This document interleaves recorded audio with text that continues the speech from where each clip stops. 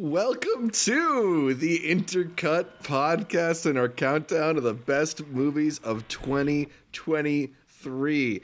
I'm your co-host, Zachary Shevich, and joining me, he thought he might start a chain reaction that would destroy the world.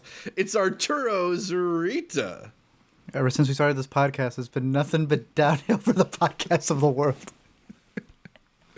Absolutely. But we're just Barbie. We needed Ken, so we brought on Amanda, the Jedi outfit and all. You came dressed to impress. I did. I feel like the results of this top list will be shocking to many people, but we're here. Because that's the only mention of Barbie. That's the only mention. It feels like we're at the start of something or the end of something with this movie year, because it is a pretty stacked year. We were talking before we started recording that we got lists that are like 40, 50, maybe more deep of movies that feel like they belong somewhere on a top 10 list, but we only got room for so many. There's no way to sneak them in.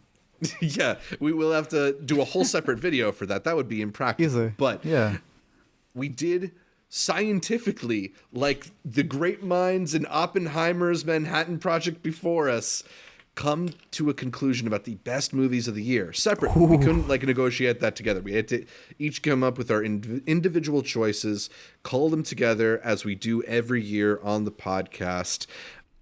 As we have been talking about, 23, really stacked year. You know, we've been post-COVID and lockdowns. There have been certain years where films were delayed. Some films didn't go into production.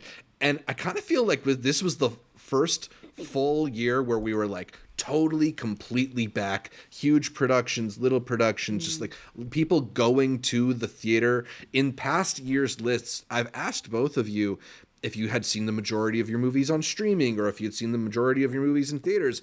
I don't think that's a question this year. I'm pretty confident both of you saw the majority of your movies in theaters. Amanda, is there any theatrical experience that you think was the defining moment of the year, whether or not it was maybe your defining movie of the year?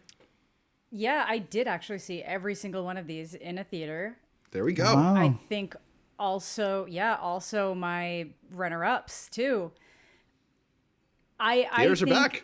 There's a lot of really great moments theatrically for this, but I do think it really has to just come down to the crowd reaction to Bottoms, like seeing the the world premiere of Bottoms with the cast, with the crew, with all the excited people who were too young to get the needle drop of Avril Lavigne, but I was there for it.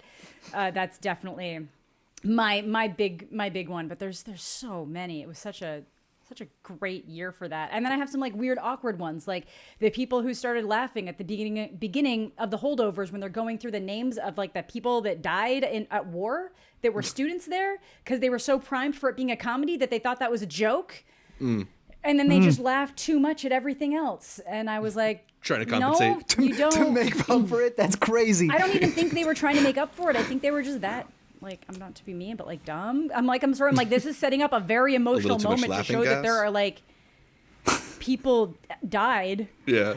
And that's setting a tone here. And you think it was very weird. Yeah. It was so That was weird. my May-December screening. Theater audiences, it's hit or miss. I loved getting to see, Barbenheimer in rooms full of enthusiastic audiences, but I also probably would have enjoyed Gran Turismo a little bit more if the person 3 seats down from me wasn't FaceTiming during the entire movie. But that's the give and take of seeing movies with the public. Art, what was the defining movie moment or story of the year for you? Because this was a year where we had historic work stoppages and we also had historic box office results. Was it Barbenheimer? Was it Five Nights at Freddy's? What was the story of 2023 to you? Well, 18 out of my 10 I did see in theaters. And for stuff like Oppenheimer, especially traveling to go see it in its glorious 70 millimeter, which, oh yeah, I still got these handy right here. The fact that they had the ability to be able to give these out in some places, I actually say the IMAX ratio in this way. Damn. Was one of the best things to do. I had a whole tour that I wanted to do and catching it in different theaters. Shout out to the Indianapolis IMAX Museum. Incredible, impeccable stuff. I already told Zach. Now it's time for Amanda to know.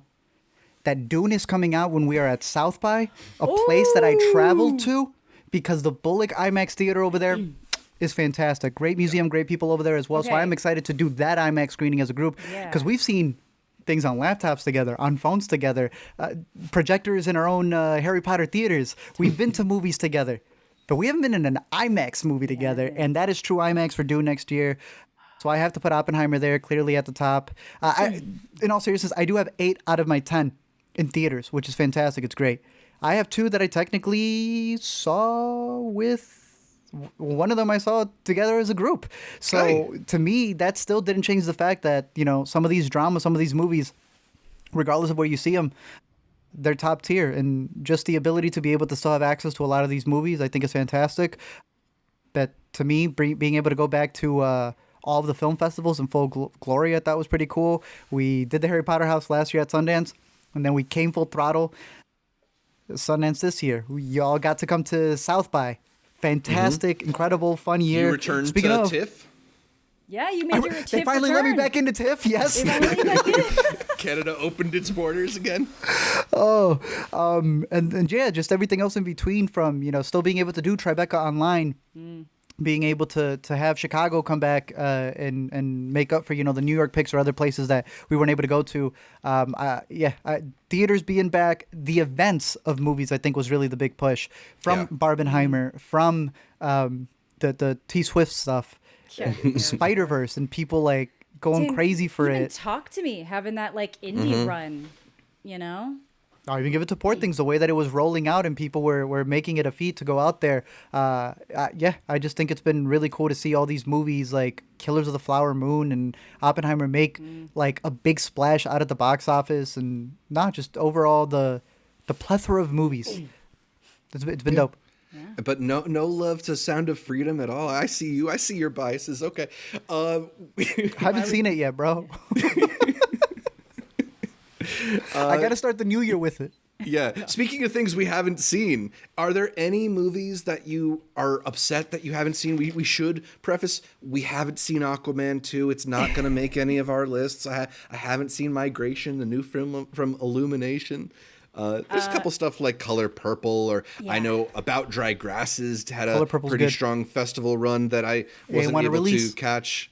Yeah, I have seen that one. I have seen. Oh, yeah, that was a con one, right? That was a con one, yeah. Yeah, I was a little. It's long. It's long. I need to see it again. It had still moments. Watching it? Yeah, it's right now playing. Yeah. I've got one that I don't know if it's gonna make for y'all's, but the new Vendors is the big one that I missed out on. That's one of the ones that's like kind of fighting 3 other things on my list. So we'll see what happens once we get going. I missed Iron Claw, so there is a chance. There is a chance that, like, as we're recording this, something might come in with a do because I see it on Thursday. So I assume we'll call it the Dropbox move. Yeah, there we go. Yeah, just like one of those. The Amanda Pile Drive. Because I think I'm really gonna like it. I think I'm really gonna like that one. It's pretty good. I just have a feeling that it seems like I'm gonna like it. I also haven't seen Maestro, but I don't know if that would have cracked my top 10. That's the issue. This is a year where Zach and I, when we were doing the chemistry and the physics, we were really going at it, creating our atomic bombs. We realized that there are so many 4-star movies that are getting the boot. It is unreal. Yeah. That's a sign of a great year. Stacked year. Does that mean next year's going to suck? Honestly, I hope not. I mean, you know, obviously there were the work stoppages, so that's a couple months where there were maybe fewer movies getting made, but also a few movies like Dune that got pushed into next year. So hopefully, Dune, other things, and that other movie that's also still going to come out. This is what Challengers. This is what this is why they haven't released Am I Okay yet? This is they knew this. They knew this was coming, so they've been sitting on it for 2 years. Exactly. So a lot of movies to celebrate. I think I had at least 25 movies that I would have been comfortable putting into my top 10 list, but we had to narrow it down to 10. Do we want to do a quick toast to movies? We're doing a lot of recording today, so we're imbibing a little to help our experience through it, right? There you go. To the inner cuties. I'm on antibiotics. To movies. To movies. Yeah. Salud. All right. So, I think we should get into the top 10 lists. Art started us off last time. I'll throw to Amanda to give us her number 10. look, a lot of things have been duking it out for this spot. You know, I got Perfect Days fighting for it. That's the one I picked. Sorry, I had May December fighting for it. Blackberry fighting for it. I think I'm going with Perfect Days. Moonlight. Moonlight. Yeah, this is rough because this was also one of the ones I was considering holding off till the like needs more attention because I don't know how many people even know it exists. Yeah. This is just, it's such.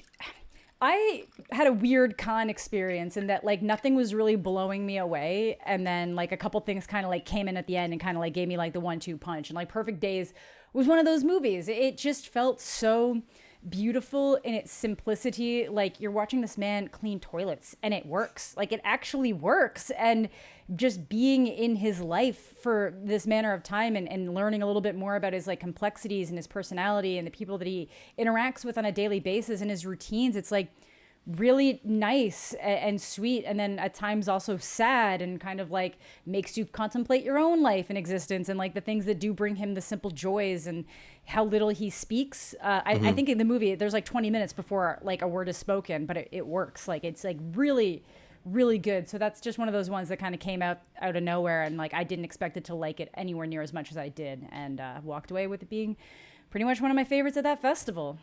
Yeah, So, Amanda, yeah. you talked about how there's pretty much no dialogue in those first 20 minutes. When I saw Perfect Days, they didn't put the subtitles on, but it's just such a low-key, quiet movie that it kind of just felt okay. Like I didn't really need to know exactly what they were saying. Yeah, when you had messaged that, I was like, that's perfect, because there's like they wouldn't even have to worry about that for like 20 minutes. Yeah. That's you wouldn't have, you know. It's really just watching this man and watching his routine and watching the life that he's cultivated for himself and where he chooses to put his interests and stuff. And I think you could describe it as a simple movie, but it's not. It's not about simple things. I think there's really a quiet profundity to it, and it's just really like life affirming in a way that almost feels like hacky to call it life affirming. Like it's not like an inspirational faith movie or something. It's just kind of it's a movie that's highlighting the beauty of every day, of simple interactions and things like that. So I'm really glad that you ended up putting it on your top 10 list. I have it in my honorable mentions. It probably would have been one of my hidden gems, but it's a really special movie. Art, I have a feeling you're going to dig it too whenever you get a chance to see it. It's the one movie that's missing. That's it. Like that's literally my watch list is one. It's that. Yeah. Ever since you guys said that it was the toilet cleaning movie that's kind of like Patterson, y'all had me really anticipating a toilet cleaning movie. It's the magic of film, man. Absolutely. I'm excited for it. Yeah, so Amanda's number 10, Perfect Days. I'm going to go to my number 10, which is Asteroid City. Amanda, you have this a little higher on your list? Or? Yeah, just a little. That's my number 9. All right, so we can talk about it a little bit now. Let's do it now, yeah. The latest from Wes Anderson. I mean, there's a million adjectives that you could use to describe just about every Wes Anderson movie. It's kind of picture book-esque. It's pristinely crafted. You know, the visuals are immaculate in a way that I don't think any other filmmaker is really quite working on that level. But you could say that about some of the movies that are lesser Wes Anderson as well. I think what really stands out to me about Asteroid City is that there is this real emotional core to it, this a really vulnerable element where he's not only examining these characters, but he's sort of doing a kind of refraction of his own career. It's interrogating the idea of why we tell stories and why we connect to stories and why stories matter to us. And I think there are so many just little moments, little bits of dialogue that speak so profoundly about these really deep ideas. I can like recall certain scenes, particularly like the Margot Robbie wife scene, where she's shows up for such a small part in that movie, but it is one of the like emotional cores of the year. It's such a beautiful moment. I don't know. I think it's great. I also really love Jason Schwartzman in it. It's just like an incredible performance from one of my favorite underrepresented actors, I feel like. But yeah. Great year, friend. It took me so long to realize it was him. Yeah. It took me until the scene where he is auditioning for the role to be like, holy shit, that was Jason Schwartzman. Because he's like, his voice sounds different. Like he's just doing something with his voice. They've given him color contact. So it's like all these little subtle things that I'm like, oh my God, that is exactly who that Absolutely. is. And it was so good. And there's probably no yeah. actor who can make Wes Anderson's words sound like poetry more than Jason Schwartzman. He's so good in it. Yeah. Jeffrey Wright, who's another person who's had a great 2023, is so good in it. So many actors, so good in this movie. So good. It's a movie that I love as a whole, but I also just like think about all these small elements of it, and it makes me happy. So yeah. Yeah, I also like obviously everything you said in terms of like how it's putting the eye on like himself, his own career, and just like creative process and like why we connect with things we connect with, and just the every stage that goes into like making this movie. But I also just found that it like, I don't know, the way it was engaging with that also just felt like it was engaging with like how it feels to be alive, just kind of like the things that why you might make certain choices in your life, and what is the reason behind certain things, what's the purpose behind decisions you make or the things you do. And I just thought it was like really beautiful on that end too. So that was another one at Cannes that I was like, thank God I finally got a movie that doesn't like is not mediocre or like good, but like didn't hit me quite as much as I wanted it to hit. This one like hit, and it's so good because I hated French Dispatch. So I was very glad that he came back with the fire. If you're going to do these like multi-style character stories, I much prefer it being like this is like a person telling the story of a person who is telling a story, and these are all the people that are in that story. So I also just love the way that it looks, the way that the world was built for the city, just all these like little things, and there's nobody underused, nobody overused. It was very, I don't know, I like it a lot. Big fan of it. Team French. I saw Art taking a very deliberate sip of his mug there. But I don't like anthologies. Like it's very hard for me to get taken with anything that's an anthology. So if like French Dispatch like did not do it, and I also saw it with someone who hated that's it. Why, that's why I like. I think the story that he's telling there, what you guys are saying, what he's reflecting on, and I don't mind. I don't think it deserves to be on worst list like people have put what's it called in, but I think what he's reflecting on in this one, it's what he was being very progressive with in French Dispatch, and knowing that it was going to be this like the support of a bunch of different stories. I think that's where Jeffrey Wright is really cooking. He's doing good technique over here, good skill, but like there's heart in that other performance. I forgot he was in French Dispatch, so I don't know what that says about his performance and my memory of it. I forgot he was in it. We're going to have to duke it out afterwards. Not French Dispatch forever. You know, it's funny. I'll give it another watch. I'll give it another watch. I forgot he was in it. It's funny. I think Amanda usually has some choice that I don't think particularly highly of, and I take some choice that she doesn't think particularly highly of. Knowing what happened this year, I think you and Art might be the ones who are at each other's throats during this podcast. There's going to be a couple controversial choices. By the end of it. Yeah.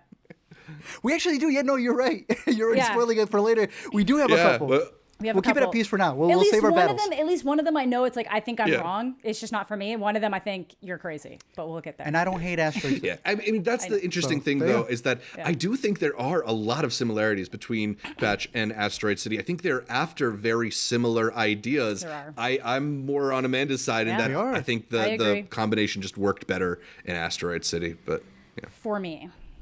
I don't know if we'll ever have a whole spoiler discussion, but I definitely do think that Asteroid City is him venting as him as the creator about like his career and everything, like you guys have said, from his perspective. French Dispatch was him being willing to hear that out and do something about it. I think that's maybe why I connected to that more, because the whole you can't fall asleep if you're always awake is like, I like it. But it's okay to make what you want. I think that's why Asteroid City hit with a lot of people, because he's at that point in time where it's like he needs to reflect on his entire career. But I don't think he ever did anything wrong. Like, I am okay if he would have just kept making his funny little movies. But you're at an era in time where it's like everyone's platform needs to be something. And I think that's exactly what he's saying, in that, you know, you can't fall asleep if you're always awake. And it's, I think, a mantra a lot of people needed. But showing what he did with Jeffrey Wright in French Dispatch, I was like, nah, you're good, bro. Make whatever you want. And Asteroid City will grow on me for sure.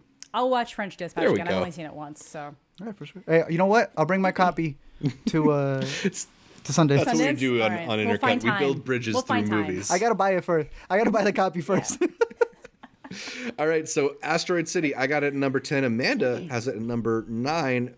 Art, what do you have at number 10 on your list?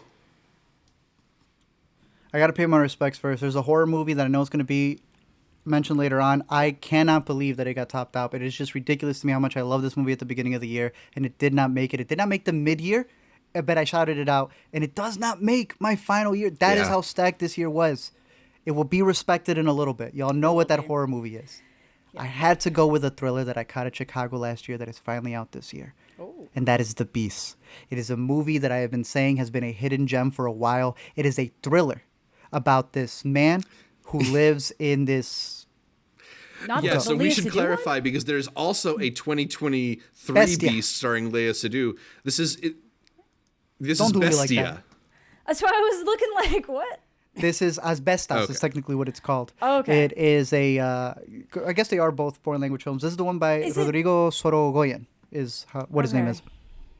This is a movie in where a guy and his wife move into a place where they're technically not welcomed because everybody there has been wanting to sell this place to... I've seen this. You've seen it? Yeah, it was a con. There we go. Bro, this thing is the perfect thriller. It is the type of movie that just escalates and escalates and escalates to the point that, like, while they are the main characters and you're like, yeah, this is pretty harsh what's happening to them, you then get more revelations in the story and you're like, nah, maybe you are the person who shouldn't be here. Yeah. It is one of those movies that when it ends, you still want more. The performances, the cinematography, and just the ambiance that they create with the sound design and the scores. Suffocating. It's suffocating. It is. Like, you can feel it.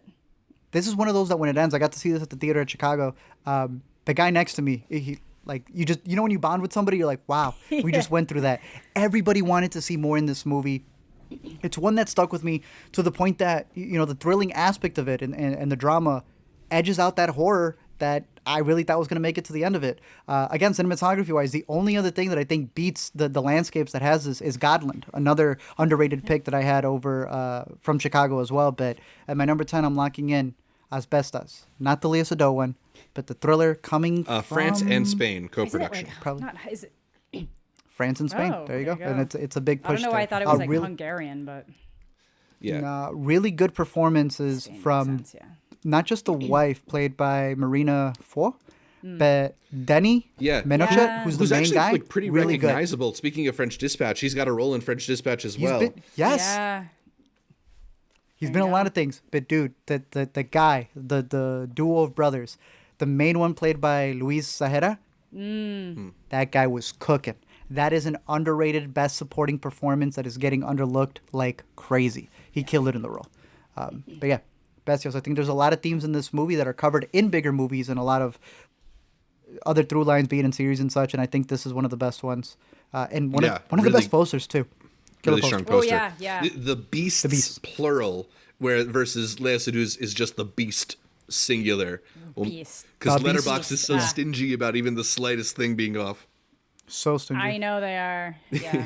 All right, so the Beasts, not the Beast, makes number 10 on Arturo's list. Amanda's has her number 9 as Asteroid City, so we'll go to my number 9, The Holdovers, which I'm pretty confident is going to show up later, and we'll go back. Oh, it's your 8? That's my 8. Yeah. So we're just kind of like one off. We're just like one off. I think it's still going to show up on Art's list as well. Got my... Or am I mistaken? No, Art said he didn't like Holdovers. I don't think this is on his 10. No, I did like Holdovers. But I thought you thought I liked it more. You did like it more because it's 1, 2, 3, 4, 5, 6, 16 on my list. All right, so then let's... So mathematically, you like it more. Yeah. No, I respect it. No, you made it sound like it was ahead on your list. You made it sound like it was more on your 10. It's in my top 20. Yeah. It's in your top 10. Right. That's why I'm like, you need this poster more than I do. But like, because we were like, we're going to talk more about it later. Yeah. But then I was like, I don't think this is higher on Art's list. Yeah, there that's our peace treaty right there. We do agree on the Holdovers. Yeah. Y'all hyped it up like crazy coming out of TIFF. I didn't get to see it. The moment I did, Really? Dude, it's beautiful. It's so damn cozy too, and it holds up. It holds up so well. Like watching it, I watched it again when it was snowing, and I was like, "Oh my god, this is perfect." That's 40X. Yeah, like right there, I was like, "Amazing!" I'm gonna go stand on my balcony with the for whiskey? 2 seconds. I sent a picture to Zach of a bottle of Jim Beam. I don't even like Jim Beam. I hate Jim Beam, but I did it in honor of this man, and I truly do believe he may be an upset. You're talking Paul specifically is going to be an upset? Because I'm kind of... Divine Joy Randolph seems to be a lock. Paul Giamatti would put everyone in a frenzy. I'm starting to come around to I that think side that he too, may be an especially underdog. because He his deserves it. performance is such He like does deserve it. like a in a weird way, because it's not like a warm character, ultimately a really warm performance, and I think is such a celebration of the things that Paul Giamatti is particularly great at, because he can be this kind of Best example, curmudgeonly, yeah. weird guy, but he's ultimately really lovable and sweet. And like, I love the Cillian Murphy performance in Oppenheimer. We'll probably get to that, but he is more of a cipher for that movie. So yeah, I'm starting to lean Paul as well. Alexander Payne good. said that when he wrote him, he specifically called the character Paul because there was nobody else who was going to be able to be him. Like, that's how set on he was, and I agree with Zach. good. He is leaning verbally to almost being like Whiplash, what's his name's character, and then all of a sudden comes the other way, and he's got all these heartfelt moments. He's incredible in this movie. Yeah, no, it's like, and honestly, everybody in that movie is firing on all cylinders. Like Dominic Sessa, he Sessa. I'm a little they iffy on just him, but discovered, he's decent. but for a first timer that they just For discovered, a first timer, not bad. he's so good. He's perfectly suited for that role. He's perfectly suited Yeah. for that role, but obviously, like, Paul is really standing out. And I just feel like there's such a range to what his character goes through, and like, other than it being so cozy, the one other thing that kind of we always brought up, I think it was Jeff that first pointed it out, but it's true. Like, we know it was doing all these tricks to make it feel like it was made in the 70s, but it does genuinely feel like this movie was made in the 70s and then lost. Yeah. And then now they're like, we found this movie in the basement. And because it's like everything about it, like, it's like the way it looks, the crackling audio, and it doesn't feel like it was faked. It feels like it was authentically shot to be that way because it was made in that time. And that seems like such a small thing, but it really does go so far for making this feel kind of more like one of those instant classics that you're watching it and you just know that, like, really a lot is. of people, this is going to be like a comfort movie for a lot of people. This is going to be something that people revisit every year. Yeah. And I love also just specifically thinking about the idea of this as a cozy movie, because we talked about this on Intercut before, but Alexander Payne sort of rejects that idea. He doesn't think it is a cozy he's wrong. movie. But I can agree. But the thing is that, like, continue. look, I think, you know, if you think about like a Hallmark type of movie, a movie that's being designed to be cozy, it's almost like too cozy. It's suspicious. Yeah. It's trying so hard to be that thing that, like, you know, when you get a movie like The Holdovers, it doesn't feel like it's bullshitting you. No. Yeah, there are some like rough edges and you know, sharply worded insults, but ultimately it's a movie about like overcoming those kind of difficulties and those sadnesses that you carry with you to find a more content place to land. Yeah. Yeah, when He I read say the word wrong. yeah, Exactly. when I say cozy, I don't mean like this He is took it as this, an like, insult. yeah, and I don't mean it as this like perfectly happy thing. I just mean it as this thing that is like, it makes you feel things like so effectively, and it set its environment so effectively that, like, I think the one thing that a lot of people don't realize if they're not from around where it snow makes everything so quiet. Everything gets this weird silence to the air that is like, no one, if you've never experienced it, you don't know how to explain it. And like, this movie gets that quality. got that tone, yeah. It gets that quality in there that it feels familiar. You want to bundle up, you want to curl up and watch these people go through like very difficult times. And I'm like, they can say it's not cozy, but when they were sending out the like media press packages, they sent me The coziest? They sent me a sweater. They sent me a mug. They sent me a s'mores kit. They sent me hot chocolate. You know, they sent me a fucking Christmas candle. They're marketing it to be cozy because it's an environment. The movie is pulling you into an environment, and it's not this like horrific nightmare in the way that like, when I'm saying cozy, I don't mean it in like a cheap way that I'm sure he's taking it, which I get why. I think it's the same thing with the May December camp argument. Like, we don't mean it. They're taking words in different ways. They're taking the word in a different way. Then it's just kind of sure. like, it's cozy in a way that it feels like this instant classic that you think of when you think of other big things. Imagine Totally. at Sundance watching this. Oh, I know. Would have been I'm bringing my beautiful. digital. You bring the candle, we good. This would have been the perfect Sundance movie if they didn't want it for the Insane. award season, which I get. They wanted it for the Yeah. award season. there's a it's really good. comfort in watching broken people overcome the things that broke them. Yes. And I think it's just there's something really sweet to that too. So even if it isn't necessarily by his definition of cozy movie, I'm made very cozy by it. Yeah, for you sure. can't have a movie end in that way and have a character kind of go through that much of a like shift in perspective and behavior and do a thing that's so outside of what they've ever done in their life and not describe that as kind of like a comforting thing. That it's like that you've watched this person kind of like go through such a thing and you're worried about their future, you're concerned for them, but it's still beautiful. It's nice. And like, yeah, you tear up and it's cozy. It's, you know, it's a good thing. It's emotions. Yeah, it's a good thing. I would Hey, never cheers describe to a that. Hallmark movie as cozy because it wouldn't make me feel cozy. It would make me feel annoyed. Right? So, Shout out to that. Cheers. Salud. To the Jim Beam out there. Divine Joan Randolph, I know that we're going to Yes. still talk about it again when it gets brought up, so we'll leave her as the cliffhanger there. But if he wins, Bradley Cooper's going to kill that man. dude, he's already getting gunned by fucking Gyllenhaal for just taking the movie in the first place. They were going It's blows for that. crazy. For which one, Maestro? Yeah, Gyllenhaal wanted it.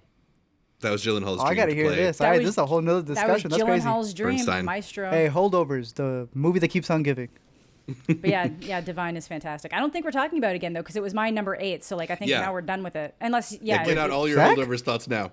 yeah, Holdovers is my 8 And my Where's number it for 9. Zach? or my 7. My 8.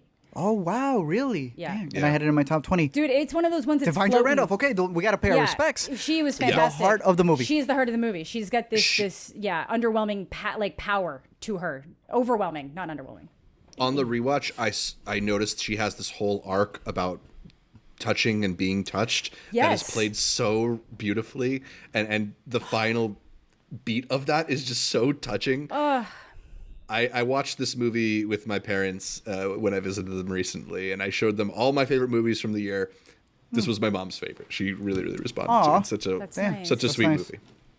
Hey, Divine's so good in this. Look, she came out unscathed in those 6 episodes, 5 She episodes. already did. That's what I mean. She was already clean. She was a little For iffy the in that idol, last like, she one. came out clean. but Yeah. she came out clean. Her and Rachel clean. She's great. She's been great. I mean, even last year, to me, it's the range that she has. Not just the Holdovers, but the Lost City of D. Before they dropped the D, she was incredible in that. Yeah. She's an Dolomite act- is the reason why she got this role. Like, she She's is good. fantastic. She's fantastic. She's an actress who completely disappears into her parts, and like Yes. her good. accent work. Some people like really lean so heavy into the Massachusetts Boston Dude. accent, and it's just Yeah. layered in there. It's just Nah, Talk it's about good. Jenna Ortega. Everybody got Complete finest opposite. kind. Everybody got finest kind. No, just through and through, man. What a great movie. Yeah. Yeah, and honestly, given how much we've just been like pouring out our love for it, a little crazy that it's only number 8 for Amanda, 9 for me, and not even on your 10. I feel like I need to revisit it again. Yeah. It's just one of those. I feel like for whatever reason, there's so many strong movies from the beginning of this year that I haven't Yeah. been able to let go Good of. year. So there's still things that are moving around. But yeah. A strong movie year too. So yeah, again, my number 9. So we're back to Arturo for his number 9. That's the end of the Holdovers video.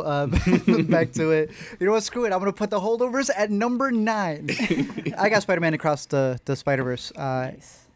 We're gonna talk Look, about that more. I have been very Yeah. big on Spider-Man 2 being one of the best, and I never thought that anything would get this close, and it is right there with it. Beats it for I me. only have one gripe with it, and that is the ending. I know people have this push and pull, and many arguments are always just because they're really big fans of it, so they're going to overlook anything that comes with it. Months pass, and then it turns out, if you know how to read, that they did it because they were pushing people a little too hard with the animation, and that's what caused it to stop. We all remember when it was first announced and how they were going to roll it out. Look, it still doesn't change the fact that something can have a cliffhanger like that. It's still hit on all cylinders, not just as an animated movie, not just as a superhero movie, but something that is genre defining and also generationally defining Totally. with what this movie has become. I hope it's on y'all's list. It is, and it keeps moving around. I think it just moved down like 2 spots, but I don't know. It's, Well, I've got it at number 8 It's- on it's my swang. list. it's swinging. Yeah. You I have got where? it at number 8 on my list, so that was going to Oh, be my beautiful. next thing Let's that go. I mentioned. There's a lot of I- animations this year that are really good. TMNT has been fantastic. Boy and the Heron, Yeah. respect But to it. TMNT, it's good. took It's good. its inspiration from Spider-Man, and that's Yeah. what I'm giving it its I- props for. It's the only animated Talk about studio it.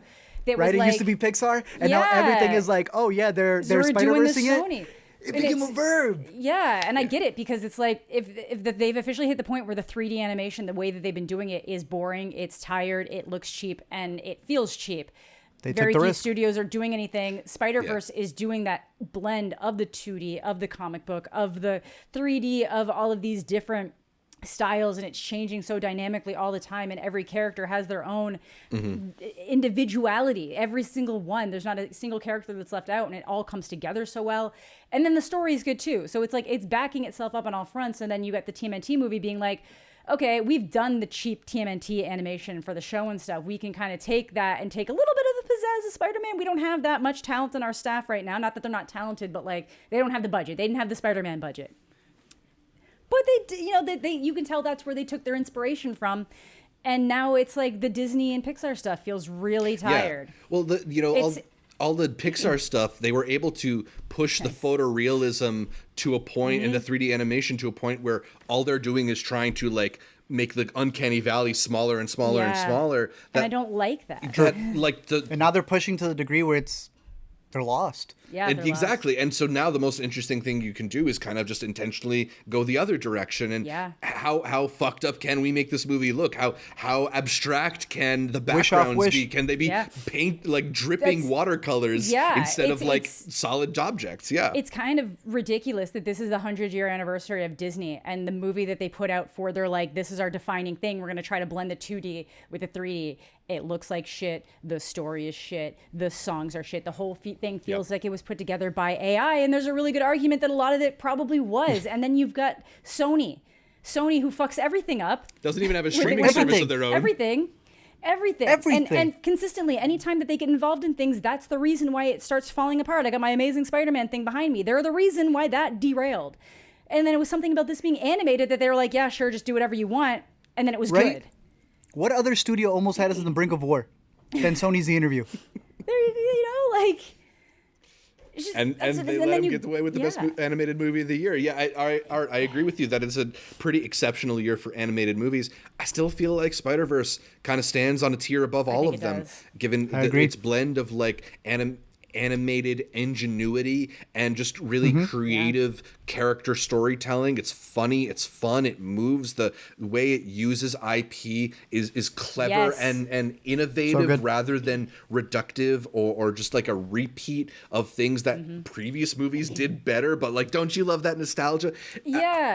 And how it engages with the canon event, the idea of canon events and things that you expect to see in stories. It's deconstructionist. And that fans get upset when it's not there. So it's like, okay, we're going to acknowledge it. We're going to go there, but we're going to take it in a direction that we've never done. And like, how can you not love that and appreciate that? Like, if any other animated movie wins this year, I'm actually going to be really upset. I don't care that Miyazaki came back.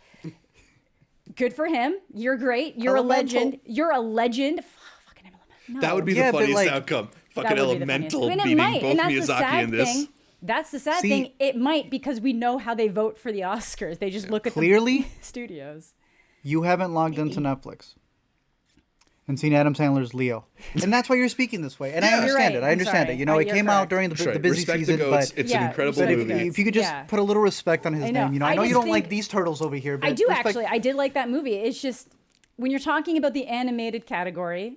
And you're taking everything about a movie that goes into this is doing something different. It's doing it amazing, and somehow it one up itself from the last time it did it.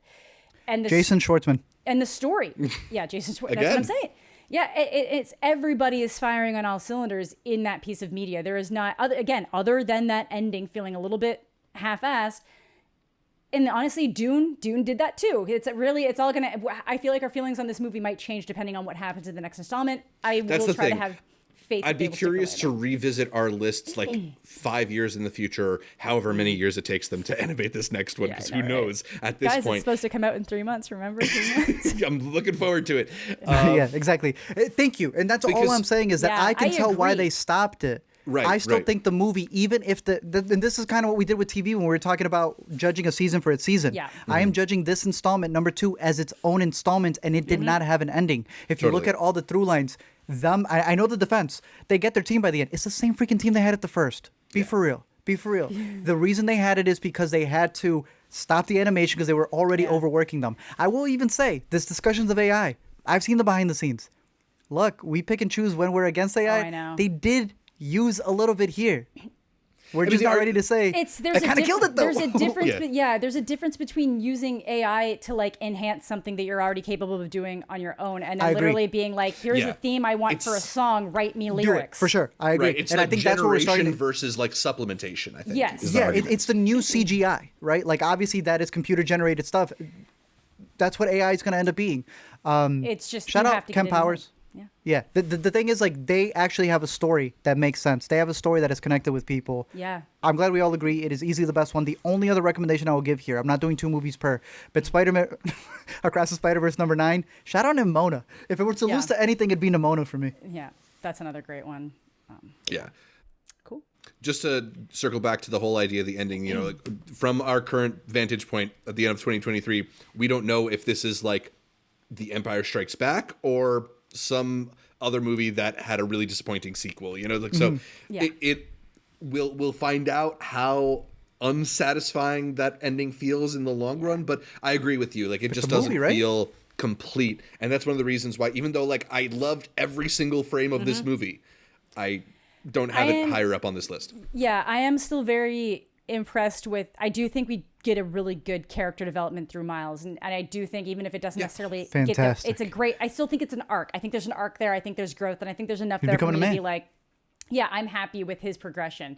Whereas like the overall story might still need his ending. I do think we at least got an arc in there that kind of not completed, but like shifted. We got the shift. The Spider-Man learned his lesson, is learning a lesson, is figuring out his place, and so that's why I think for me as of right now it's in 6. Yeah. So we probably won't, it was higher, but we will not need to talk about it. Yeah, we've kind of said quite a bit about it. We also already have a whole hour-long breakdown of it on the channel already. Yeah, that's true. Zach, you had it at with Amanda too. Number 8. Hey, at the end of the day, I find it hilarious that this movie has instigated so much debate and talk between people who gave it 5 stars and people who gave it 4.5. Yeah, I know, right? Like, that's who's yelling at each other. Yeah. Exactly. All right, so that's crazy. Yeah. Spider-Man Across the Spider-Verse is Art's number 9. It's my number 8. It's all the way up at Amanda's number 6. But we've already found out my number 8 and found out Amanda's number 8 is Holdovers, so we are back to Art for his number 8. Zach's doing a Lord's work. Who's your here. number We're 9? so jumbled today. Asteroid my City. number 9 was Holdovers. Holdovers, and hers was Asteroid City. Yeah. Did we She's take copying my shots? What's lists. going on here? Okay, at number 8. I'm ready. I don't have a number 8. How? Man, you have 40 honorable mentions. How do you not have a number 8? Hold on. 1, 2, 3, 4, 5, 6, 7, 8, 9, 10. Okay, I do have a number 8. My number 8 is 1001. Ooh, solid Okay, choice. I'm really glad that you mentioned this. This was going to be one of the ones that I had in my hidden gems. Oh, no. This had to make the cut easily. 1001 is one of the 2 movies of this list that I ended up not seeing at a theater. We saw it all together. We were watching it. I was so invested into this that there was one point in the story where I was like, oh, yes, things are finally turning out well. Zach looks at me and he goes, bro. Yeah, me and Zach had the same thought. Me and Zach were instantly I'm like so in there. I'm like, yes. I'm on finally Reddit. Things are going well. I know what's happening here. I was swept up, bro. Yeah. This movie has what I consider one of the most underrated performances from Tiana Taylor. Yeah, Tiana Taylor. It has some of the best cinematography. Just hearing the behind the scenes on how they recreated New York, not just with the outfits, which every single time jump had them looking slick, had them looking of the time. But there was a specific run she does where she's going to like the telephone, and they're like, oh yeah, that was the exact same street. We just filmed it in different ways. I'm like, damn. Because you got it. There is a future here for the director of this movie, who I know has been winning some of the awards. Yeah, A.V. Rockwell killed it. The only thing that I have against this movie is that Tiana's going full out. And some of the performances from the supporting cast can't keep up. Kind of left her out in the open. Luckily, it comes from some of the kids, and I guess you can give it a little bit of leeway there. That's really when it's noticeable. But no, I thought the way that they were able to capture the time period, the story without spoiling too much of it, I felt like a lot of people were pitching the spoiler right off the bat, and I'm like, nah, that's a third act reveal. That's supposed to be a gut punch. Everything about this movie, I think, hits on all cylinders. I absolutely loved it. It is on Amazon Prime now. I remember saying it was a Prime movie and then it never got released on Prime. It did. After a long time, They kind of did the Killers rollout. It is definitely worth it. A secondary pick here would be Story Avenue. I think it's a good double feature right there. Yeah, it is. So 1001 in Story Avenue. Really good picks to have, but I'm locking this one in with Tiana Taylor, someone who I'm rooting for to be a top 5 finalist. Deserves it. Yeah, it's just a shame that it is one of those movies that it feels like has been almost entirely overlooked by various awards bodies, and I think it got a little love from maybe the Gothams or something like that. Yeah. But yeah, like I think perhaps if they save the movie for award season and don't put it out in March, or perhaps if people just like are willing to remember some of these smaller indie movies that release earlier in the year, then Tiana Taylor would really be in these Best Actress discussions. And completely randomly, Gary Gunn should be in the Best Score discussion. Score? That's Score, man. That's a top 5 score That's year us, for me hey. for sure. Yeah. That's why we got the Intercut podcast. We talk about all those little things. All the things that critics who went to these festivals 8 months later go, hey, this is a really good movie. We got you from the jump. Yeah. Yeah. Yeah. Got you. I wish it was getting more love, but I think you're right. The fact that they released it really early kind of hurt it, because that's a gamble. You could have a Everything Everywhere where you do release it early and it gets love all the way through. But with something as small as this, sadly, it did get lost in the mix. But I stand by it. Top 10 for me. Nice. Definitely. All right, so Art's number 8 is 1001. Let's go to Amanda for her number 7. Okay, this is the first time I'm pulling the Arturo Zurita cheat. Let's go. I'm doubling these up because they're both comedies and I saw them at the same Yes, film sir. festival. It's Theater Camp and Rye Lane. Oh, okay. Cannot. Hey, I don't. shout out to you, because everyone who put Rye Lane has just completely forgotten about it. I know, and I hate shout that out the they forgot consistency. about it. They just. I don't think they just didn't promote this movie enough. I've been trying to talk about it like wherever I can and things, and trying to get people to watch it, and I just don't know if it got enough of the wide rollout, because it was like a Disney/Fox/ Hulu, Searchlight. yeah. So here it's Hulu, Disney. yeah. Overseas it's Disney, but that means it took them longer to get it on Disney.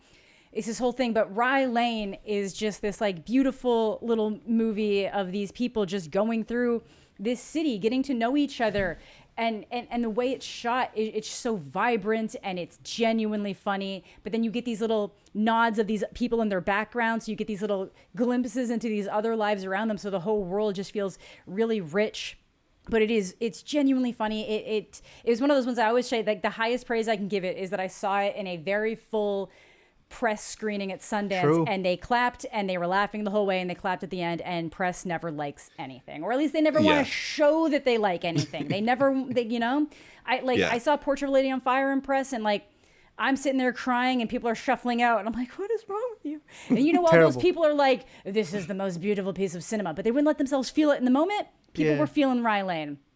But then we got Theater Camp. You go Rye This is a Lane. movie that you and I saw in person in Rye Lane. Yes. And we made sure Art went to an actual theatrical I was screening of it. about to say, thank you for mentioning that. Yeah, we Yeah. had digital screeners for this, and you're like, no. No. Amanda dropped me off like it was about to start storming. Like, you're gonna watch this? Yeah, All right, be I'll like, pick I'm you up at watching 8. I'm driving for the first time in the States, so we're going.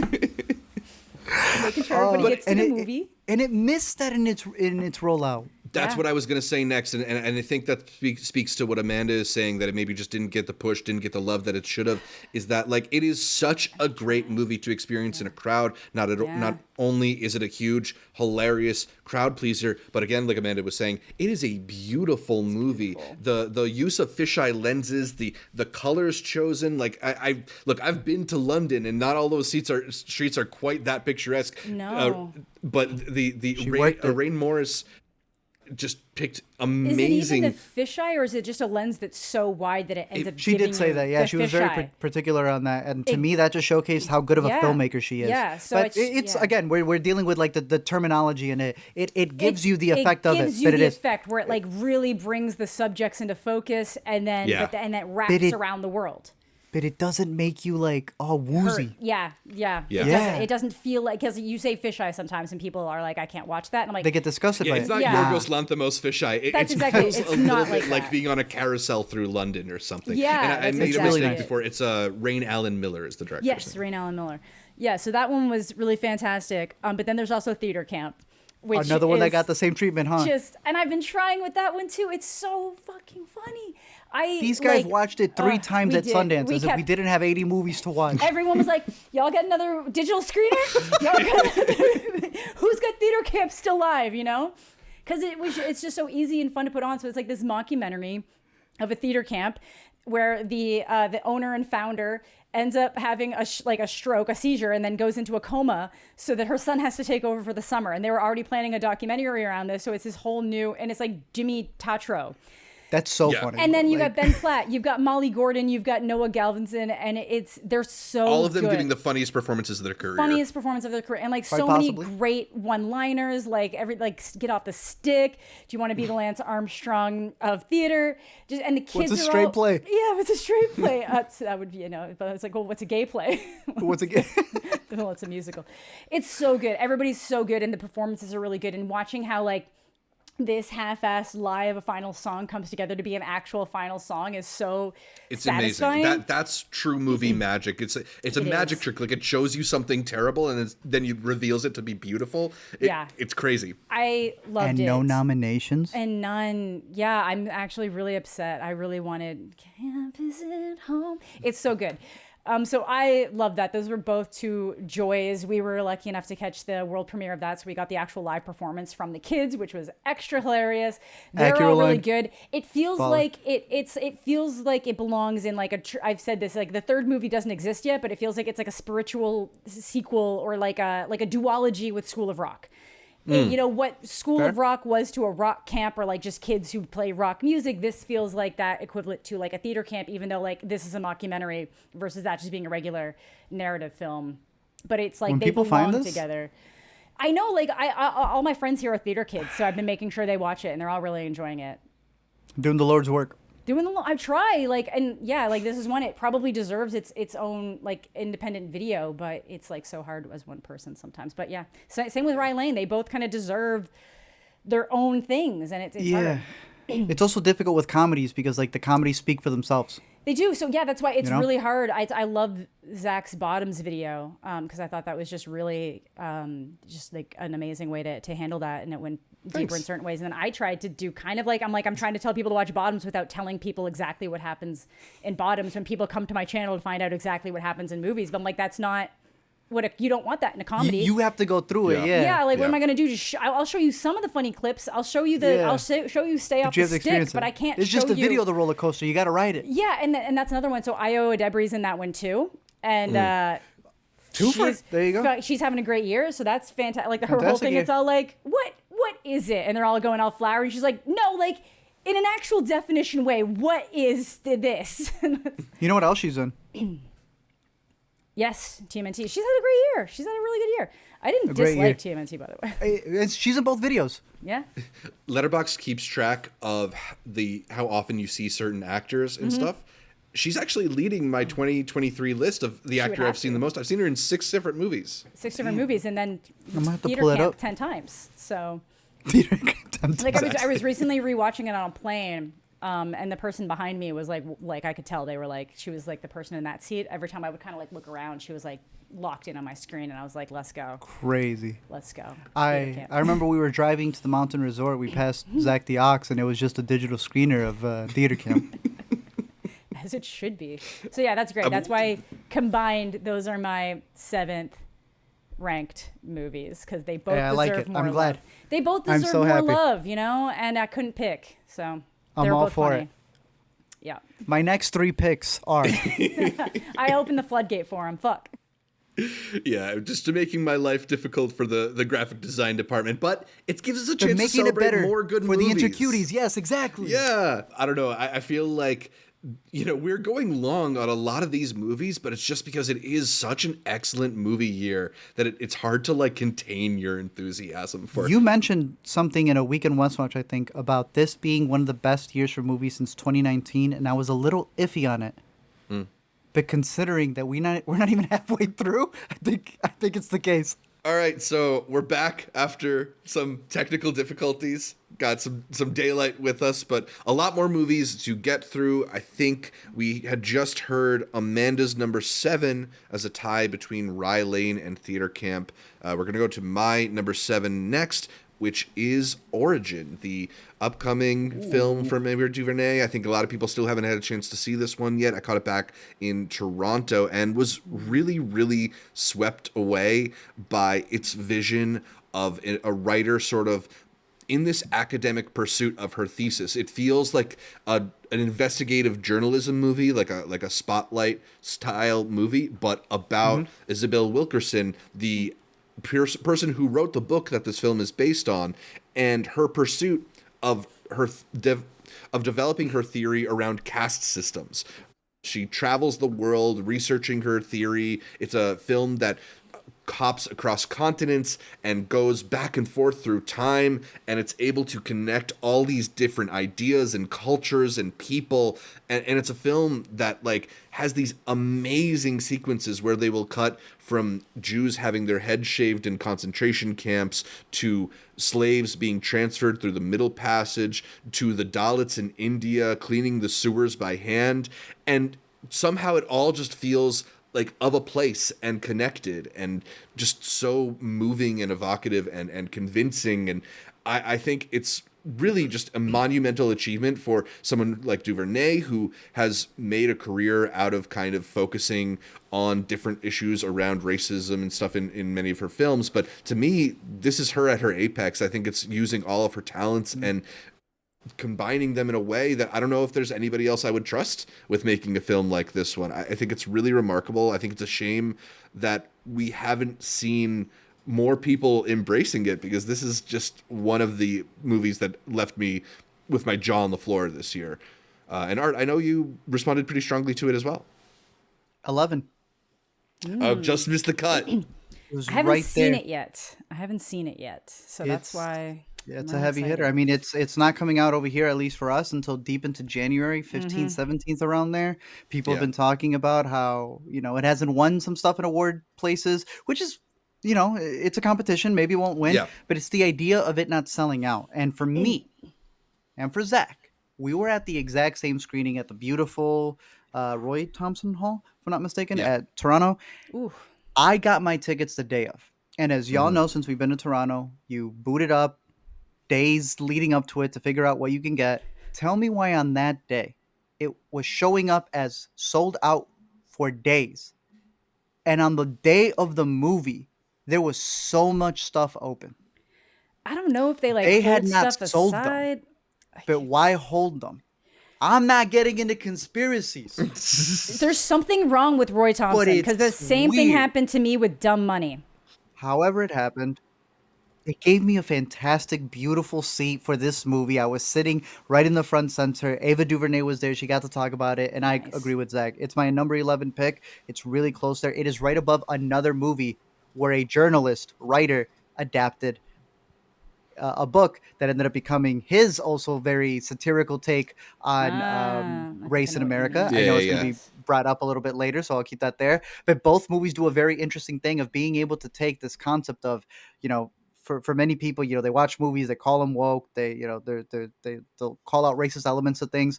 And this is a film that, as much pushback as I've seen to it, it's a little confusing, because sometimes they'll critique the idea of taking a book that's a case study and then making it a drama. But so was Killers of the Flower Moon. That's a case study of the FBI, and they were able to turn that into a movie. There's been several other takes that we've been seeing that are nonfiction books that are able to now have a narrative.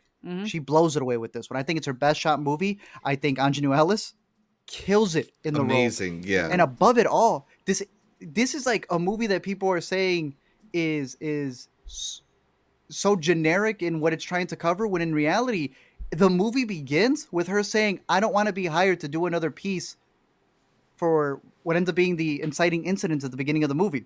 Very big moment in time. And she's like, I don't want to just be the person who writes about race and everything being racist and everything being this. And it's like, a lot of the people who I feel have complained about this have just assumed what the movie is, not realizing that it's talking well beyond what's it called? Microaggressions. Microaggressions? Okay, cool. Microaggressions. That's something she calls out in the movie. It's like everyone just wants to default to something being racist. What if it's beyond that? And it's like, bro, this is having the conversation. that everybody needs to hear. And like Zach was breaking down, this woman travels to different places while also withholding her own narrative of what's going on with her husband, what's going on in her life, and then going to places where she's not wanted or they don't want to hear what she has to say. There is a big moment halfway through where she makes a connection. This woman picks up a book off of looking at a picture and figures out something in American history that connects to stuff overseas. I took it as the lady who she's arguing with about the Holocaust disrespected her so bad she took it personally. And you get what is not just one of the best movies, but what really is a defining breakdown of the caste system. And it's people were saying that it's like a PowerPoint presentation and such. And there are some moments where she does bring out a whiteboard for herself. There are moments where you do see all the books around her, but it's like almost putting the sources of everything that she's investigating right in front of you. And I think this is one that will stand the test of time because of what it's discussing, because of its approach, and especially because of its performance. Yeah. I mean, I think a lot of people, like you're saying, are sort of quick to dismiss it because it's about these academic ideas and it's not necessarily like very story driven, if that's the words you want to use for it. But to me, it's almost like a sports movie, right? Like where you're seeing this person like accomplish it, perfect her craft and work at it and sometimes she succeeds, sometimes she fails, and ultimately she has to like push through and persevere and come out on top in the end. And it just happens to be, instead of about like baseball, it's about caste systems. And I think it's the Moneyball of caste. Right. I just thought it was so fascinating and so beautifully done. And hopefully it's a film that people will be able to catch up with. I think maybe because it showed up a little later in the year, it was like a late addition to TIFF as well, that maybe some people just like felt like they finalized their lists before they caught this one. But it absolutely deserves a spot on there. Yeah, I think I made a very poor choice. I could have ran and probably caught Origin, and then I decided to watch Aggro Drift. Yeah, but content, though. You definitely can get more content out of Aggro Drift. It was for content. They're very similar. Yeah. Yeah, you're right. I could both about America's flaws, right? The original flaws of America. Anyway, I have Origin at number 7. Art, it missed out his top 10 just by one on number 11. But Art, what did make number 7 on your list? Poor Things, the newest one by Yorgos Lanthimos. It has what I consider one of the best performances of the year, as we're breaking down everyone's categories as we lead up to the Oscars and our Intercut Awards. I think Emma Stone is fantastic in this movie. I know that there has been so many debates, so many discussions about the movie and its themes and such, but just like every other movie that's out there that's talking about female-centric themes, this one has the star also as the producer. And I think that's one of the biggest things that a lot of people forget when discussing this movie on like who has the authority to say it. And to me, if you were to swap out Yorgos with a female director, and if that automatically gives you all that praise, that's pretty goofy in my opinion. There are things that this movie doesn't talk about that people are mad it didn't talk about. Then they praise another movie that also doesn't talk about those things. So it's not really, it feels like nitpicking many times for what it's going for. We actually had a very interesting discussion because we were kind of split between two of Yorgos' works. I think we have both given the inverse between Amanda and I of Poor Things and The Favorite. I think so. Two movies that has Emma Stone at the center, having to sexually satisfy others who are very whiny supporting characters that then push her to be able to find herself. They're the exact same movie. I don't hate well, a little different. They're a little different. I don't hate Bella's enjoying herself. That's true. For the most part. Learns to after a while. I think isn't the opposite? It kind of sort of starts with her enjoying herself, goes away from it, and then comes back. Yeah. She's so into it. I know, and that's baby. I know. People are trying to argue on that. People are being like, "No," and I'm like, "Guys, stop! This is not where we lose. We're not arguing here." It's the worst consent discourse since people argued about whether or not Wonder Woman was doing some sort of assault by kissing the imaginary or Chris Pine character. I don't know. That was also she had that man weird. doing Lifetime movies after that. That was weird. That was weird. That was weird. But why can't it just be weird? These are movies, all right? So with it being a movie, they went a weird route. It's a fascinating movie for sure. And even if like, so I think some of the feminism discourse around it is pretty funny because, as we mentioned, the main character has a baby's brain, so we're not going to necessarily get to the deepest discussions in a 2-hour movie. But there are, even if like it's not necessarily everybody's perfect vision of like a feminist statement, like why does it have radical? To be? There's some pretty radical ideas in there as well. Like the movie's treatment of sex work and the whole like consortium in France is pretty interesting. And also just like the whole idea of her curiosity about the world turning into like deep empathy and like fear horror or upset at the world. And I don't know. I think there's a lot of really interesting elements to pull out of Poor Things. It's not my favorite Lanthimos, but I thoroughly enjoyed it and have to agree with Art that like Emma Stone is giving the performance of the year, and it's truly like one of the great comedic performances I've ever seen. Yeah, Mark Ruffalo throwing kills it in his this whole movie. ass into this. Yeah. There is, if you were to look at this as being Ken and Barbie, there is a Ken here that is split in between two people. Yeah. Mark Ruffalo being the most toxic parts of Ken, and then our boy Rami Youssef being the nice, like way too nice in this movie as being the supportive character. And like that's part of her journey and growing up. I don't know. I loved the path that they have her go on, all of the ups and downs and everything. I thought it was a really interesting journey to see somebody who isn't inhibited because of the circumstances of this crazy story and what she is. Yeah. That she's allowed to learn and grow and do all these things that many times when being in society or not being, the person who she is able to, she's able to go down a path that you don't usually see. And she interacts with things differently. And I found that to be fascinating. I thought it was a fantastic role. I think this is up there with Dogtooth. I think Dogtooth still edges it out just a little bit. Nice. But I think Poor Things is fantastic and weird in all the best ways. Yeah.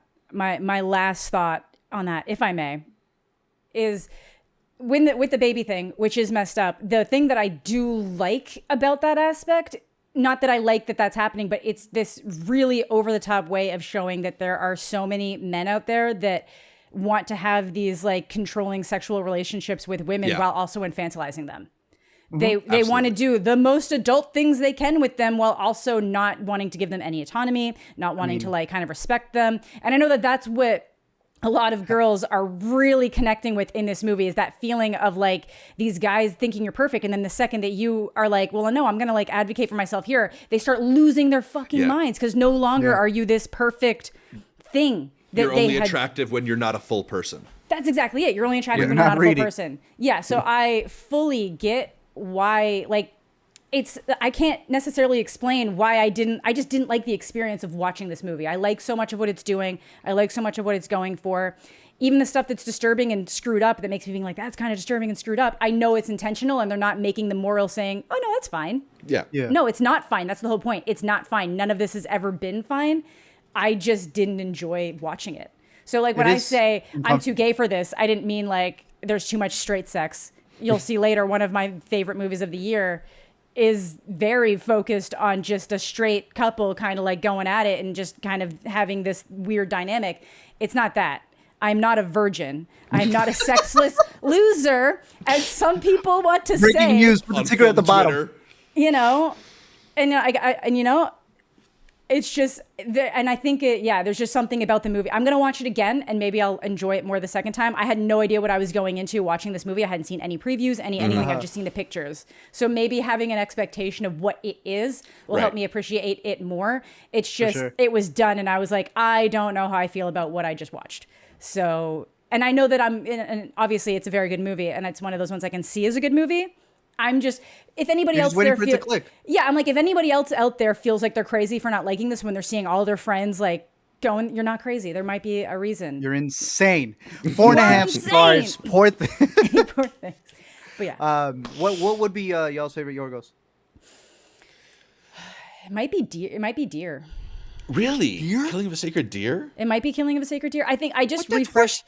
That's like way more insane than this. It is way more insane, but I feel like I had recently, what did I watch? I watched something that I was like, this is like the bad version of that movie. And it made me appreciate Killing of a Sacred Deer. It is a lot, but it was something recently. It was something this year or last year.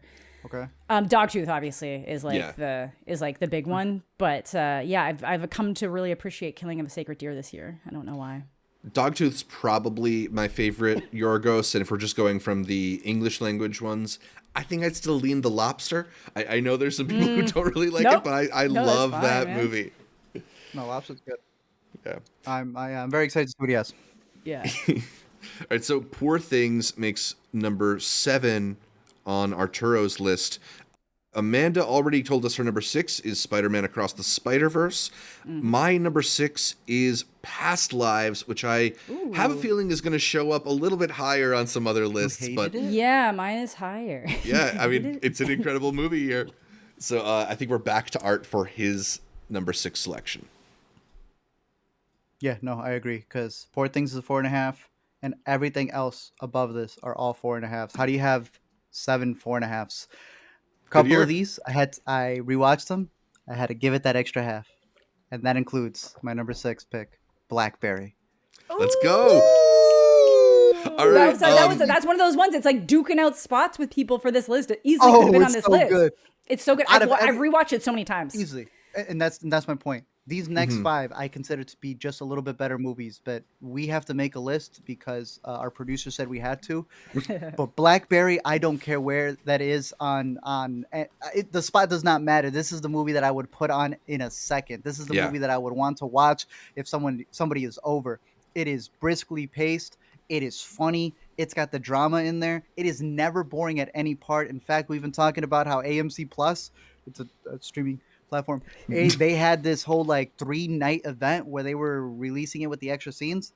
I have yet to catch that version. Yeah. But what we've gotten and the different iterations from South by to when I saw it in Chicago, I love it more every single time that I watch it. I think it's a fantastic view, not just that the Blackberry and the product itself and how it was created in a year where we've had Air, Tetris, Pinball, like you'll name it. Like what else we got? This handles it in a beautiful way because you can tell, as the directors also admitted, it is his psyche in 3 different ways. He obviously plays one of them, the guy who just wants to have fun, the one who's a perfectionist, and then the financial one who's willing to do anything that he needs to get the product done. And it's almost like his view on directing. Every time that he's making a project and those 3 different facets of him that are fighting against each other. Waterloo line. Well, what can I say? I wish he was getting more recognition there. Where the vampires hang out. You know, I know Toronto honored him, and I'm like, come on. But like, yeah, that's like my mom said I'm the cutest one. Yeah, like, I know. Yeah, I know Toronto's going to honor you, bro. Yeah. No, it's so I wanted good. to see him get some more, but it is a stacked year, and I hope Blackberry's higher. I hope it gets mentioned again. Because it's one of the best of the year. It is literally just one of those ones that like was duking it out for spots on the list, and then you said it was on your 10, so I left it off my 10 just so that we could get some other stuff because it is. Good. I think it is because we all saw it together, right? We did. We all right next to each other. It was so cute, and that's when we found out that it had already changed. That it had already changed between the Berlin version and the version we got, and that was so good. Yeah, it's so good. Yeah. Yeah, I mean, you mentioned that it's a really interesting sort of like way for Matt Johnson to talk about himself through these characters, but it's also just really satisfying. It's also just really satisfying as a movie about compromising your own morals and ethics in order to achieve more and more success until that kind of doesn't happen anymore. Does exactly the thing you were worried about, and your perfectionism won't just let you deal with it. And that's one of the things that I think in this year where we've been inundated with the corpo pick, whatever you want to call it, it's something that puts Blackberry like head over heels above all these other movies because it's really about stuff. It's not just about the product. Plus, as Art mentioned, it's thrilling, it's suspenseful, it's hilarious, it's dramatic. The acting is all really excellent, particularly Glenn Howerton, who really should be in these Best Supporting Actor discussions. It's just such a phenomenal performance. I got Blackberry at number 5 on my list. I had a little higher too. Damn, now I hate myself because it was literally one of those ones. It was just duking it out. You know what you could do? What could I do? Tie it on the next pick. I also think that it shouldn't even count with Air that did have Nike like on the payroll. Yeah, I don't think it should count did. with Flamin' Hot Cheetos that had because that was a fake story. But it also had Fritos providing the product. Did. Right. It right? did. It's the endorsed biopic, corpo pic versus the Tetris. non-endorsed one. Yeah, exactly. And all then these- very specifically, not even that it's that he's openly saying these are the bullet points, and we're having fun in between. I'm making a movie. And we call all them thought up. that dude must have been wearing headbands. I have not been able to find a single picture of Nope, that that's just actual Matt man wearing Johnson. headbands because that's just Matt Johnson. He was like, I want to Yes. wear headbands.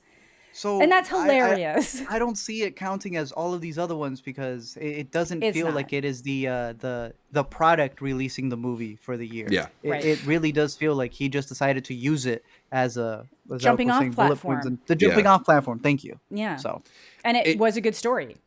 Yeah, it feels incredible. weird a little bit to put it this high because like this is a year with so many beautiful, artful movies from great auteurs. And this is just kind of like, this is like a movie-ass movie, like the movie that you Yeah. put on TNT at 3 p.m. on a Sunday afternoon. But like those are great. Those are They're great. the ones that we return to a lot. I've returned to this film 3 times this year. And it's Same. just incredibly entertaining, incredibly easy to recommend to people. And it Yeah. totally deserves a spot on the list, if you ask me. That's why I got it on and mine. just Times in theaters. even and the way For that me. it's filmed is also good too. That he incorporated a lot of that way that he used to make like the skits and stuff, where it's like we don't know where the camera is, we don't know what lens is pointing at us, Really we don't well know how shot. far away they are. The dramatic zooms, like the mockumentary style, without it being a mockumentary, works for Yeah. it so well. And then it does get the tighter, better shots when it needs them. But it's just so it just really pulls you into like what these people are going for. It's very and then the momentum, it never quits. The momentum's Yeah, there the whole way. It's really Great good. ending. Great ending, like so good. Just like Well, that, yeah. and it ties it all back into the beginning. What's the Yep. first thing that this dude has a problem with? A humming. What's the last Beautiful. thing this dude? Yeah. Humming. And then they don't even have to make that up. That phone actually was a disaster. Right. And I distinctly remember the shift of everybody defending the Blackberry, and then suddenly they're gone. No one has a Blackberry. They don't exist anymore. They're an office joke. They're like, I have a Blackberry because my boss makes me have one. Yeah. And that day's Best gone YouTuber? now too. best YouTuber performance Yeah. of the year, if not of the He decade. was so good. It's like, yeah, me too. It's great. How much are they Amazing paying stuff. you? I shouldn't say that. Matt It's Johnson so good. definitely makes me want to like buy a long lens. He uses it so satisfyingly. I in know, these right? movies. Yeah. All right, so Blackberry, number 6 on Art's list. I had it at number 5 on mine as well. Before we get to the rest of the top 5s, just a quick reminder that if you're enjoying this video on YouTube, like it, leave us a comment, consider subscribing to our channel, and if you're listening, you can subscribe on Apple, Spotify, whatever you use for podcatchers, but also remember to leave us that 5-star review. It really helps boost the show. You can also support our show for as little as $1 a month by becoming a member on patreon.com/intercutpod to help ensure we keep doing reviews, deep dives, movie brackets, film festival coverage. We got Sundance coming up soon, and our best movies of the year list, just like this one. Woo! Let's get into the top 5 movies of the year. Amanda, why don't you kick us off? All right.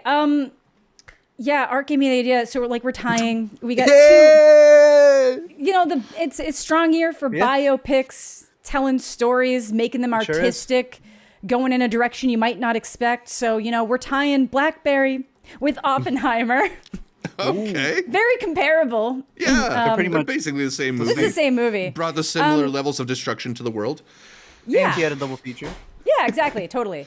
Yeah. Okay, Oppenheimer. I'm sure this is probably higher on someone's list. We're going to talk about it more later. We're gonna talk about it more. I'll just say my little piece in that, you know, I went into the I was calling it the Oppenheimer double feature because I was starting with Oppenheimer and then ending with Barbie. There you go. I did not expect to like Oppenheimer as much as I did. I figured it would be good. I hated Tenet, but I figured this would be good. Well, I Tenet really rules. strongly disliked Tenet. I saw that in That's theaters. hate, bro. That's hate. I couldn't hear. It was That's bad. hate. Okay, yeah. I don't like it. I don't like it. I don't love it. But this, I just thought that this was so interesting. So many different things they do in this movie are just so effective. And the pettiness of certain characters. There are so many like best of performances in this movie that like we're probably only going to see one person getting the nod for it. You can argue that maybe it's a little bit too long in areas, but no, I feel like this is a really well-paced movie for how long it is, and it never felt as long as it was. I never found myself wanting to be like, how long do we have left of this one? Because it is just firing on all cylinders. We'll talk about it later, but yeah, Oppenheimer's my number 5 with Blackberry just kind of tossed in there, as you know. We are going to the rest of the number 5s. Mine was Blackberry, so let's keep it going and hear what Art had at his number 5. Monster, the new Koreeda, who's always going to make my list every single time. And this was one where the trailers looked fantastic. It premiered at Cannes, and it had a very eerie poster. Amanda came and reported about it, and she told us that ending really hit hard and that it was going to take all these different directions, and it delivers in every way, shape, or form. You have to be wary about spoilers out there, because I do think that talking about the subject matter or the way that people want to promote it is also going against how the movie is approaching those subjects. But it is pretty much told in these different vignettes, and where you have pretty much a mother and her child who is really pushing against the school because an incident happened between the child and the teacher. And that ends up being like the last thing you remember by the end of the movie. But that's the inciting incident that causes her to go in there. And it's this idea of perspective. And this was a year where Toronto had a lot of those types of movies, because that's where I caught it, with Teacher's Lounge and whose perspective are you going with. They also had it with there was another one that also played where it was all about these schools and different perspectives. And I think the way that this one handled it and what you get by the end of it was really good. Really great performances from the kids throughout. Some eerie shots. This man has made dark movies where people have been like picking up kids who are just left by the wayside. And this may be the darkest. So I would definitely put this one on your radar if you don't, because it is easily one of the best movies of the year. Yeah, I'm a big sucker for that kind of like Rashomonic story style, where like you see things from one perspective and then you see it from another, and it kind of completely flips all the things that you saw before it. And they do it well. Like you hear a bell in the distance in one thing, and then you're like closer to it in the next thing, so you know exactly where on the timeline that event is falling in comparison to something you just saw. It's really good. Yeah, really good, really effective, and not surprising that we got another great movie from Koreeda. So Monster, it's a great pick at Arturo's number 5. Let's go back to Amanda for her number 4. My number 4 is... Actually, I gotta go Talk to Me. I gotta do it. Ooh, I gotta go with Talk to Me. This is just one of those movies. It stayed with me all year. I love a good horror movie. I love a good horror movie that kind of like infuses other things, and this just happens to be in that perfect style of horror that really works for me. I love that it's all crafted around this idea both of like addiction, but then also social media and internet culture, and how well and effectively it pulls that all together. Like this is the example of like, you are YouTubers and you're really good at the type of thing that you might also want to critique. You're good at making that kind of content, and then you take everything you know and you put that into a movie and make it so interesting and riveting with great performances, and you maintain your authenticity of turning down a higher budget to work with an American studio so that you can keep that production in Australia, where you're from, with the people that you're finding, and giving those newer talents a chance to actually shine. Because now we're seeing Sophie Wilde in more things. The person who played Zoe Tarakis is in Marvel stuff now, or is going to be in Marvel stuff. Like really, really great performances, and I love the integrity of sticking there. It's just stuck with me all year, and I made that video, and it also resonated with a lot of people, and it was really one of those like indie massive successes of the year. It is A24's most profitable movie of the year. It is dwarfing and shadowing all sorts of stuff that they would have expected to do better, that I'm sure people here probably expected to do better. And we've been saying since January that this is the exact type of project that A24 needs to start investing in. Again, A24 did not make this. It was already made. They picked it up for distribution. It was just a very smart distribution choice for them to kind of get out of the idea of that like elevated horror box everybody wanted to put them in. This is outside that. It's still smart in a lot of ways, but it is very accessible compared to something like a Hereditary or a Midsommar. It's it's really good. It stuck with me. So it's getting the number 4 spot. I like it. This was one that should have been in my top 10. I have it at 13. That was the one that I had to honor right at the beginning. And like you said, their perspective is just so refreshing. This was a year in horror that you and I were talking about being A little disappointing for the big franchise stuff. Yeah, big franchise stuff, and even the stuff that people are trying, the indie stuff, they weren't quite hitting. This, like, everything hits. And yeah, some people were confused about certain aspects, but I think it just leaves a lot of areas where you can talk about things, or if somebody just says, no, it's supposed, this is what they're getting at, then you see it and you're like, oh my God, that's so smart. That's great. So I think there was they have more, they can go a lot of ways. I think it is an incredible ending. Yes. Oh yeah. That's greenlit. Oh. The ending is just it's so almost too good that I don't need another one, though. I know. I agree with you in that, but I would be okay with them doing other like stories in the universe. But even if they want to do it, because there's multiple hands, yeah. Yeah, there's two. And I had people arguing with me about that and stuff. But that's what I mean. It's fun to talk about. It's fun to kind of debate about different things for this movie. I was literally like, no, you're wrong. I'm like doing perspectives. I'm like, this is the angle of the hand. This is the this. So it has to be this, just to prove I'm right. But yeah, no, it's really fun. And it is really the ending for me that sells it. And I know that not everybody necessarily loved it, but I really do think it's one of those things. If maybe you just took like 5 minutes to like really think about what you don't like about it, and somebody maybe explained why you didn't maybe pick up on something, it makes it better. Well, it's also fine if you don't like it. I don't know if you got these two in your review, because I got it when I was talking about it as a festival recap. You only like it because it's YouTubers? God, no. I probably did get it. Well, no, because I feel like I really stressed that. I was like, this is like, normally when you hear a YouTuber makes a movie, it's god-awful. Right. That's what I said that. Context. Yeah. Yeah. Yeah. It's also the very same festival where we all negatively reviewed Onyx the Fortuitous. So exactly. Thank you. But when I'm covering like 40, 60 movies, why did that particular one bother you? And then that's when I really started getting into what a lot of people disliked about it. It was the hype. Yeah, I can see that. Can't wait for it to I can't wait for it to simmer down. So then the people who didn't like it realize that was really what they're pushing back on. And we go to a lot of these festivals, so we know the hype of like wanting to not like something or wanting to overlike something because we're there. This was like an aftermath. I got it a lot with Hereditary when I came out raving about Hereditary at Sundance, and people were like, "Yeah, you're just overhyping it." But then it was the introduction to Ari Aster, and now everyone who insulted me is looking forward to the next pick. Talk to Me was that next pick. And I know that for a lot of people, their first argument, like you said, is some little things that they weren't paying attention to. Yep. It doesn't have to be your cup of tea. It doesn't have to be. Yeah, absolutely. But for the most part, a lot of them have been just the idea of this was getting way too hyped and I preferred another horror movie. Which is fine. That's great. Exactly. Which is fine. Yeah. But that's not a critique fully. Yeah, but this got hyped because it hit with people so immediately. It's so in due time, I think if people rewatch it without their end of the year list, I think they'll really like it. Because right now, people compete with movies and they diss other ones because they think these are all going to be nominated for Oscars and such. But and it's like it's not. That's why I'm hyping this up so now. This is not gonna be in conversation for anything. Yeah, but that's not why. But it's also why we watch movies differently. Yeah, we're here because we're highlighting what 10 years down the line we're going to enjoy.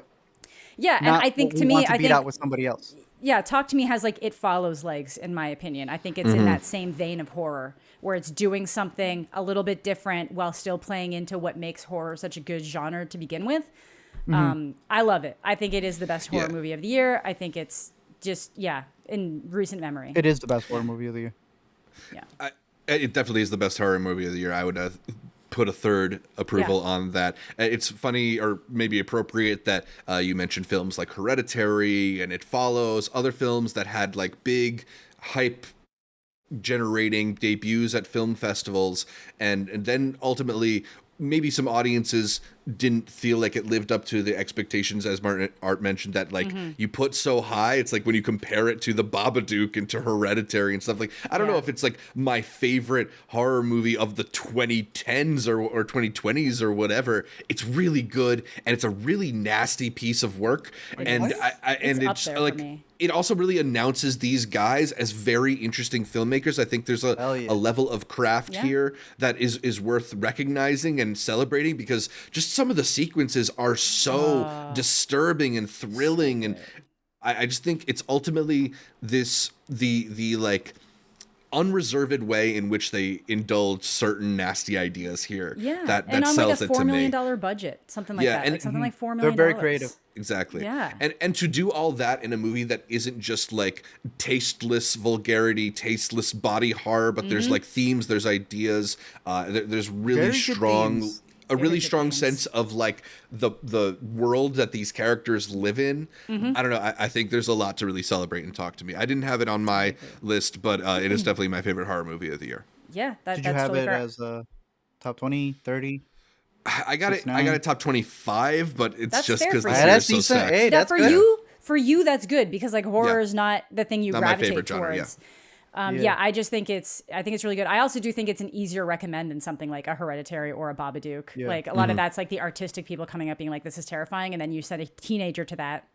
Yeah, And they're most like- teenagers are like goofing off half the movie. They're like until Jenna that thing Ortega in happens. Scream 5, who like to talk about it Yes. being Yeah, a meditative you know? whatever. But even Yeah, how Zach mentioned yeah. it, those movies were considered overhyped. Yeah. Time passes, and all of a sudden, that's the staple they have to go back to. So those who Exactly. just talk to me, to hear them 3-4 years down the line talk about like, oh, we haven't had to talk to me. Yeah, and the thing that same thing happened with it follows. Like it hit instantly for me, but other people like I think it still has a pretty low IMDb score, which is where That's a you movie. normally see the lower things.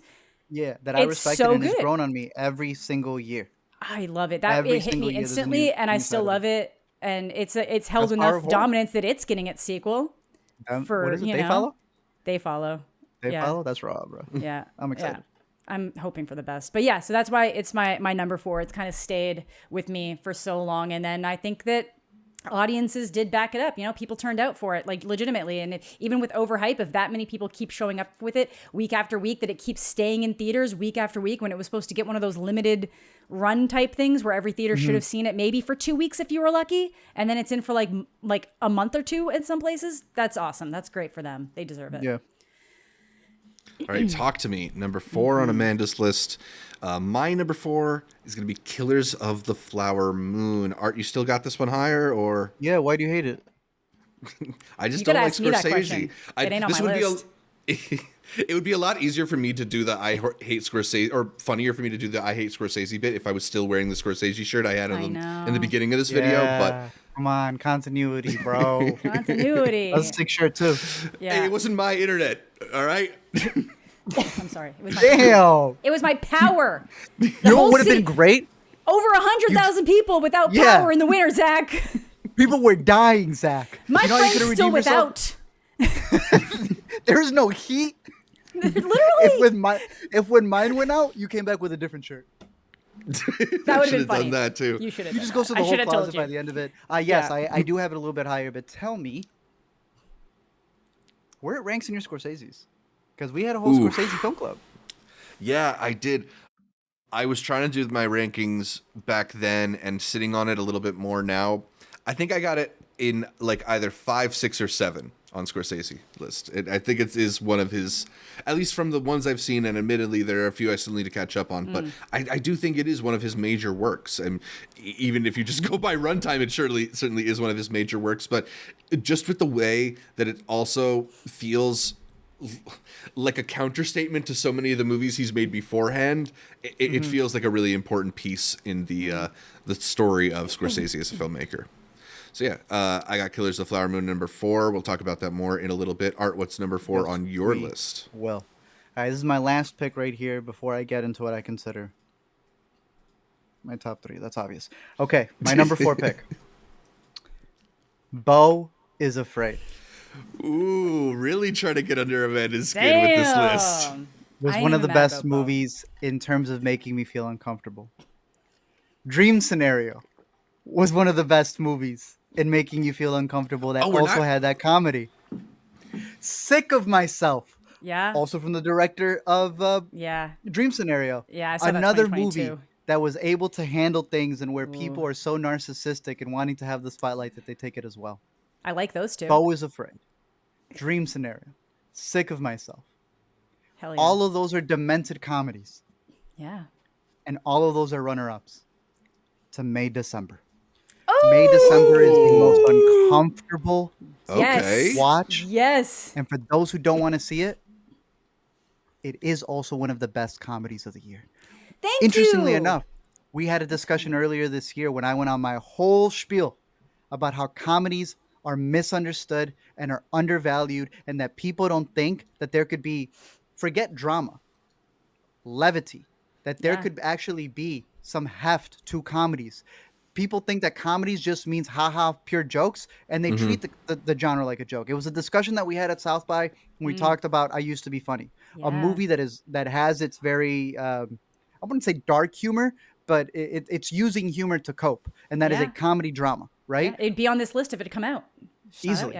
Beau is Afraid is another one where so many people approached it and they didn't want to see the comedy aspect of it, so they took it too seriously. Even I see the comedy. Ridley has been on the run of all of his recent movies just being not so serious, right? How did we put it? They're supposed to be taken lightly. The subject matter here is obviously very hefty, and I feel like we were discussing earlier, I think off the podcast, a lot of people approach these movies not as art. They approach it as if they need to make a stance, and they don't actually see what's happening here. Yeah. May December is using comedy to showcase the absurdity of what's happening. Yes. And I think people disrespect the genre in that sense. I just had Blackberry on my list. That was one that really started the discussion. We even made a poll about it, and people were split. Is Blackberry a comedy or is it a drama? It's what I've said about Succession as well. I know Succession is a drama, yet every single one of you only quotes the comedy. Exactly, because it's funny as hell too. It is. It's funny. And funny enough that Succession and May December also come from who?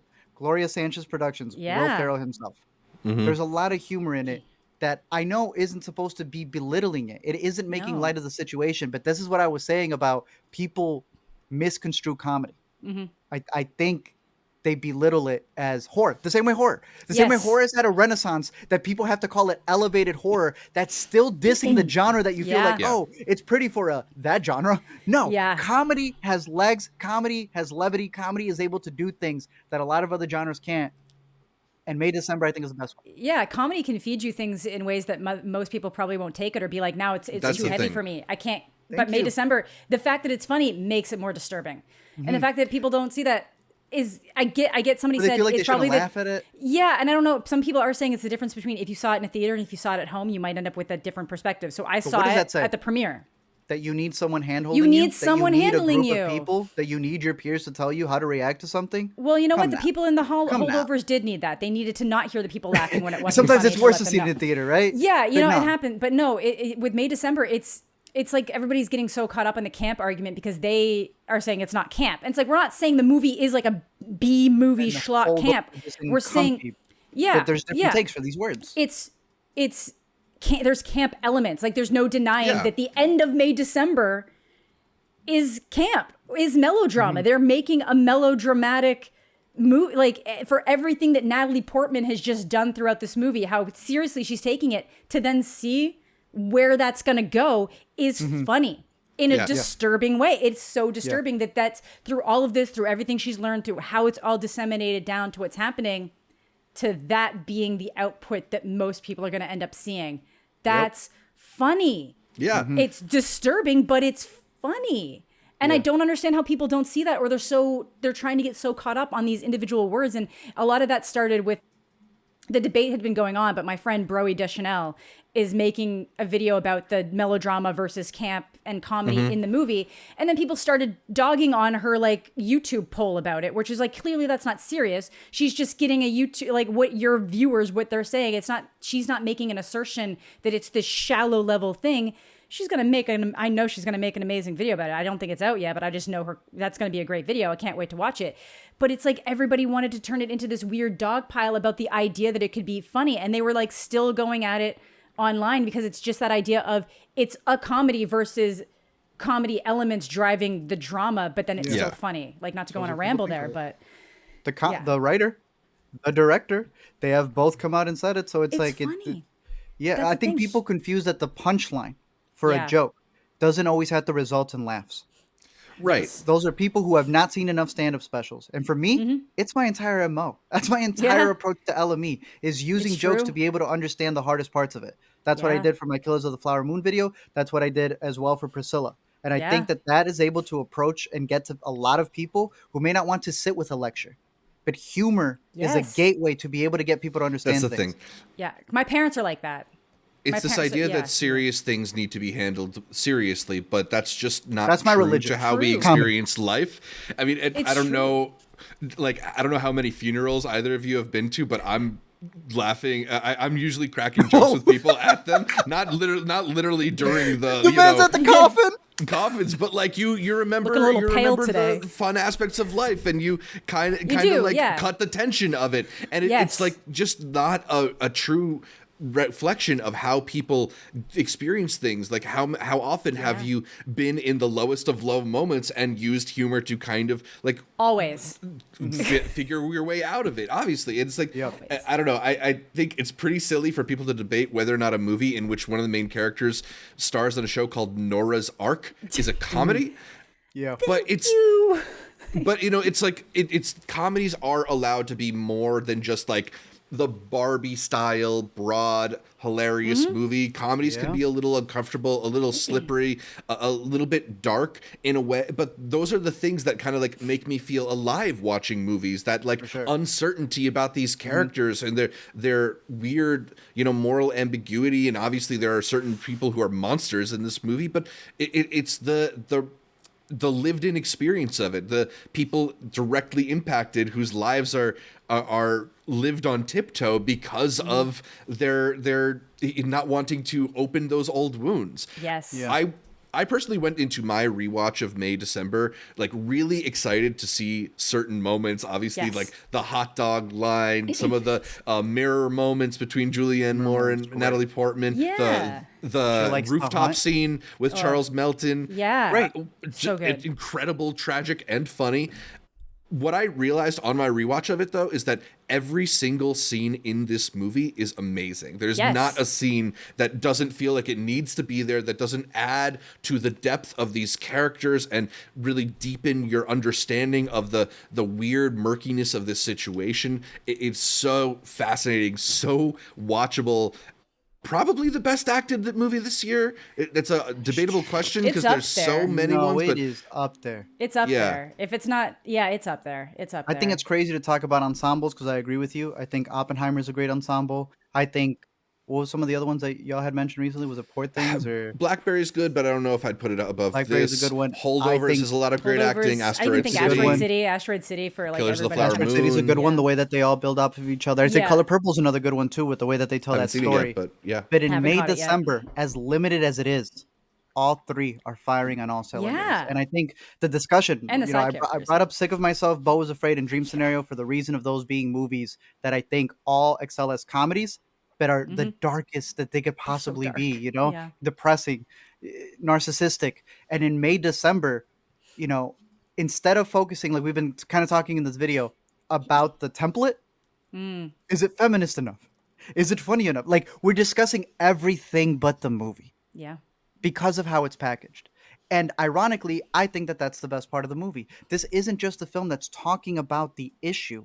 It's a movie that's talking about how we address the issue. This is a movie that's breaking the fourth wall and making fun of all of these biopics. That's calling out how this stuff is filmed, how this stuff is approached. That just because a perpetrator did something, the people who are also trying to make money or get recognition off of covering said things. It's the exact same stuff, right? People did not need to do breakdowns on the Johnny Depp and Amber Heard thing.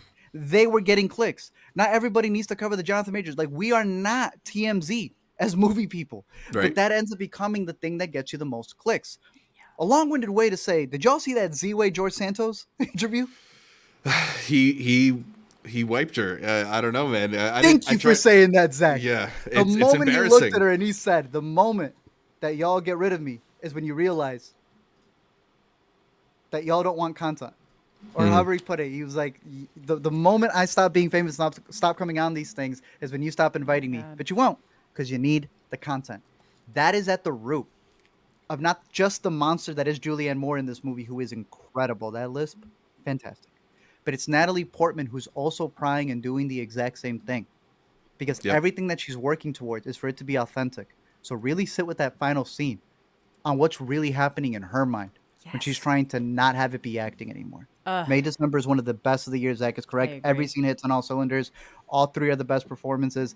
We can mention who the best one is right now, and in an hour we'll have a different one. And when I rewatch it, I'll have a different one. All three are killing it. May December number 4. So good. Yeah, this is one of those ones. It was duking it out for. You said you had it, so I was like, okay, we'll sit her down. Incredible. And as Amanda mentioned briefly, like even beyond the three who are incredible in it, I think the kids are so good in the movie, and even the people around them, I think just really deepen everything that's going on. Like the theater class scene, like the daughter when she's kind of like, what is actually happening here in my life? Because I was really excited at first, and now what is happening? What is this? What does this mean? Julianne Moore. Yeah, the son, the older one, always from the son. Yeah, that's that son. Yeah. Oh my God. Yeah, Crazy. Georgie. It's Georgie. Such an incredible movie. One that when I watched it at first, I really enjoyed it. I thought there was a lot of things that were interesting about it, and then I just couldn't get it out of my mind. And the rewatch confirmed to me that this is really one of the best movies of the year. Art, you have it at number 4. I decided to put it all the way at number 3 on my list because I just can't. I can't stop thinking about the movie. I think it's just perhaps the best thing that Todd Haynes has ever made. I think it's got the best script of the year for sure. For real, though. Incredible work by Sammy Birch. May December, just a really incredible movie. Yeah, this should really be higher on my list, but I feel like, I don't know, I saw it at Cannes, and it was really good You know what there. to do. You know what to do. Package it. Package it. I just opened my graphic right now, and it's already hard to it's fit okay. in all these movies. I won't. It'll stay in my honorable mentions area because, and it could easily have replaced something else. I really just tried to go on like by the end, it started being like, what was my first experience? How did I feel after walking out of the movie when I first saw it? Less so than how does it hold up on the rewatch? Some of it did that, but other ones were like, Asteroid City saved my con a little bit. Perfect Days saved my con a little bit. So that's why they stayed on. But it's interesting you mentioned that because I feel like that's the perspective that I normally go into these lists with. Like, how did I feel watching this movie? And more so than ever this year, maybe because there are so many great movies that I've been excited to revisit. I'm thinking about like how eager am I to watch it again? Yes, how much do I want to be in that experience again? Yeah, I agree. Yeah. And I think that probably is what ended up moving my number 1 down to my number 3, is it my turn for number 3? Is it my number 3? Whoa. I believe we are at your number 3, but before you give us your number 3, you want to give us your honorable mentions? What did not make the list? Yeah, I'm going to go through. I've mentioned 8 Mountains before, but I'll toss it again. We're going to do Zone of Interest, the new Glazer movie, which is just incredibly unique with how it decides to tell that story. Just once you realize what's happening, it gets progressively more horrifying. Anatomy of a Fall is one I don't even think I like as much as some people do. I don't even like this movie. I don't even like it. No, I just don't. Yeah, it's an honor. Yeah, I like it quite a bit, and it is one of those ones that, like, upon revisiting it, I do like the really great performance. She's having a great year. Hewler and both of them. The kid's amazing. There's so much. And the dog. Did you know they have a dog award at Cannes? What? They did. Do you know they have Palm Dog? Do you know what it's the Palm? Dog? Is it the Palm Dog? Yeah. It had a really cute name, bro. And he swept it this year. I thought that was hilarious. He was really good. He was really good. That almost had like literally my notes are like the dog, and then it was like never mind, and it was just so like a lot in Anatomy of a Fall. Very good procedural, really great performance, very strong. Then I got Broker, which we talked about, which I had technically seen in 2022, but I don't think fully released until this year, so I'm popping it on. Fair Play is one that I am still very excited, very high on. I love Fair Play coming out of Sundance. It's just some things are edging it out, but I really like Fair Play. I think I'm higher on Fair Play than most people. Me and Art's fiance Alina loved Fair Play, so I was a big fan on that. I thought the performance is really good. I like the way they play off of each other. Then I'm going American Fiction, which was probably one of the highlights of TIFF. It was one of the last ones I saw, and it definitely held up. I think the only thing that's stopping it from being like so amazing is that I think it needed to go a little bit harder on flipping that camera on the audience a little bit, because there's a lot of people laughing at jokes in that I'm like, why are you laughing though? Why do you think it's funny, person next to me? Because I don't know if it's the same reason why the movie is telling you that it's a funny thing. So I do think it needed to be a little bit more like, I know you're laughing, but here's a little bit you. Here's a little bit you looking right back at you. And I would include myself in that. I think everybody views themselves as the exception to the thing that they're getting made fun of, right? We do. No one's in a cult. Yeah. Everybody else. Yeah, exactly. And like, obviously, we all have biases, whether we want to acknowledge them and I know that, I realize that about myself, and it's good to keep in mind. So I would have liked it to go that one little extra step into more uncomfortable, but still very good. Really enjoyed it. Great performance. Jeffrey Wright knocked it out of the park. Then I have Monster, which Art already talked about. Really good. And I just haven't had a chance to revisit it yet, but it is very good and I deeply love it. Then I have Dream Scenario, which I think probably would have way more easily made it into my top 10 if I don't think it's really more the politics it decides to take towards the end of that movie start kind of shifting things for me. And then hearing them talk about it after, it was kind of interesting in that, like, it was still a great, hilarious, fun watch. I don't think it knew how it wanted to end itself. And I don't necessarily like the person that it thinks it's defending when it's making certain points towards the end. But I still think it's a really interesting, good movie worth checking out. Dreamfluencers, though? Dreamfluencers! This is so good. I mean, there's so much in it that is so good, and I'm excited to revisit it. Let's keep going this way. Why are we going that way? Exactly. That's the thing. It's like you're getting into a really interesting... It's kind of like Fingernails, which was one that I would have loved to have had in this, but then it's an honorable to the honorable mentions. Yeah, because I'm like, it's like I've never been like, okay, now I want to take what you set up and go in a different direction with it, because I think there's a better movie here that you didn't quite fully go to. Then I have May December, which again... easily could have been anywhere as happily in my top 10. And then I'm going to end it off with I Like Movies, a real simple little Canadian movie that I saw in 2022, but did finally come out. It's just nice. It's just about this kid who wants to go to NYU to be a filmmaker. And he's kind of this like belligerent little asshole. And it's okay for him to be the belligerent little asshole. And these things happen to him, and how people around him kind of do things that are inappropriate, or how he's engaging and people are kind of like putting things on him in ways that doesn't need to. And then he kind of has to learn to be better, and just like the dynamic between him and his mom and the stress that comes there. I really love it. I think it has a great ending as well. Really solid coming of age story for that. Like, I'm sure a lot of people might relate with it a little bit more than they want to, with the nerdy little kid that's just the artiste, you know, but it's really good. I like it. And it's, very good movie. Yeah. Nice. Going through some of my honorable mentions, I had Rye Lane at number 20, but Amanda had that on her list. I had You Hurt My Feelings at number 19. Ooh, just one of the loveliest movies of the year. I really appreciate this one out of Sundance. I struggled keeping this out of the list, but this, again, it's just a hard year with a lot of great movies. It's a stacked year, because it was pretty high for me too, and then Yeah, I just love a movie that feels as like relatable and sort of down to earth. Like it's not unnecessarily dramatic because it's a movie. It just kind of is a thing that I think we can all relate to having experienced. Yeah. At 17 and 18, I got Poor Things and I got Barbie. I think they have a lot in common, and I found them both particularly hilarious. I give the edge, though, to Poor Things because my boy Yorgos just a little bit more on my wavelength. But not your girl Greta? Fucking misogynist in this. Oh my God. Yeah, clearly a misogynist. She's not even my list. I got The Killer from David Fincher at number 16. Really well executed hitman movie. I put 20 Days in Mariupol at number 15. I put Bottoms, the funniest movie of the year, to me at 14. We'll get back to that. We will get back to that. I have A Still Small Voice, my favorite documentary of the year, from Luke Lorentzen, down at 13. I put American Fiction at 12. Just missed out. Oh, really? I did, yeah. I wasn't sure. I was like, this is either going to be an honorable or it won't be on his list at all.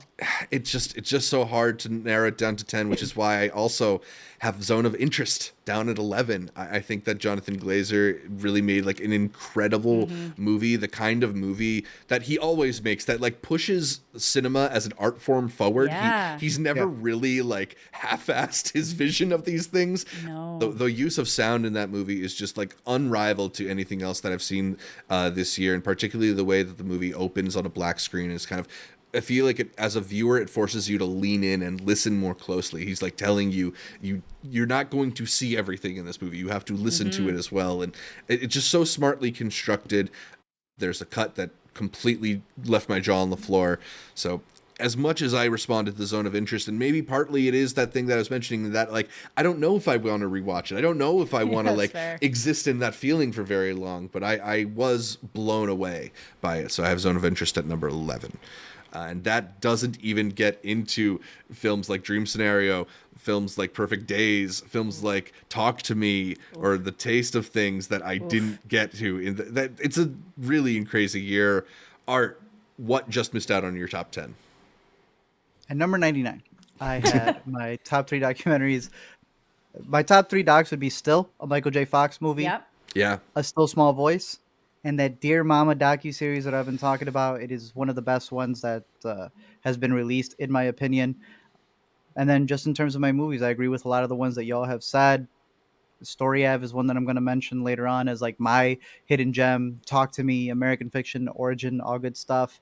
But I think that Are You There, God? It's Me, Margaret was a fantastic movie that really I think this director has been able to really cover that awkwardness in youth. She had done Edge of 17. Edge of 17, I yeah. like that one a lot.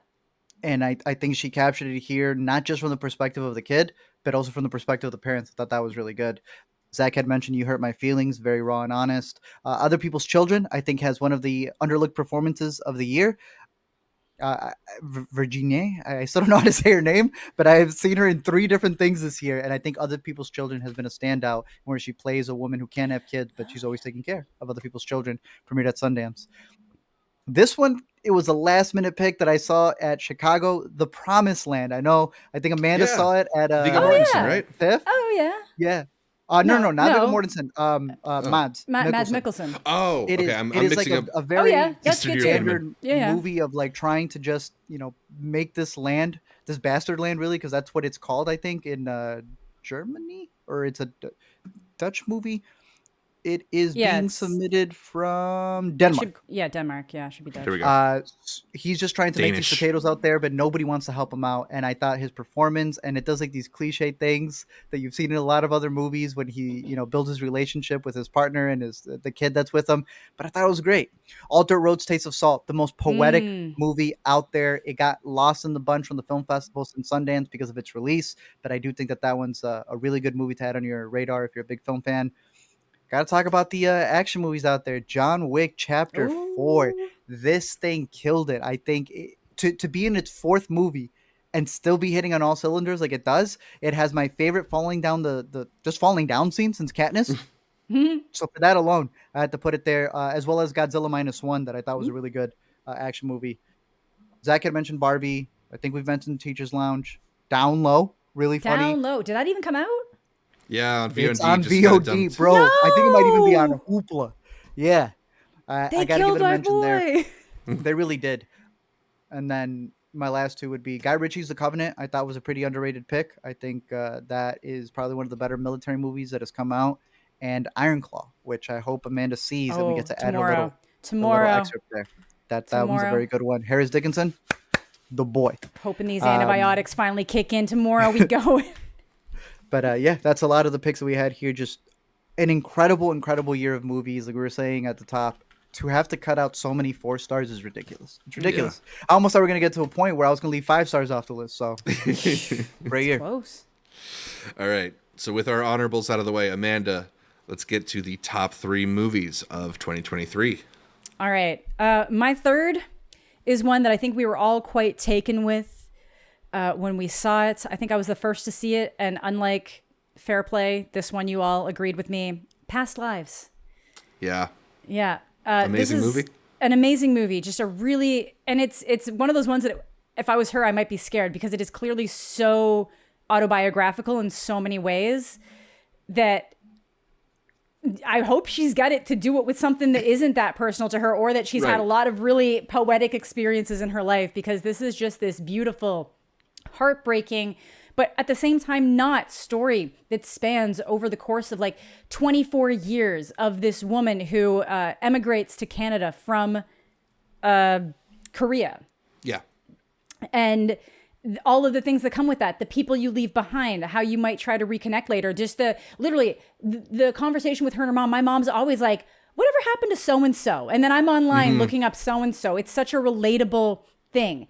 And then you have all those what if feelings, and then realizing that maybe your lives aren't compatible in those different areas, and how you kind of all have to move on. And that while it does on the surface level just feel like this may be like a flip on the love triangle or like the girl next door type story. It really is also this story of someone kind of letting go of a version of themselves that they could have been to be the person that they are now and who they want to be and pursuing who they want to be and why that's okay. I know that there's like a moment at the end that people are like, I don't understand why she's crying, but it's like, she's not just crying over this one thing.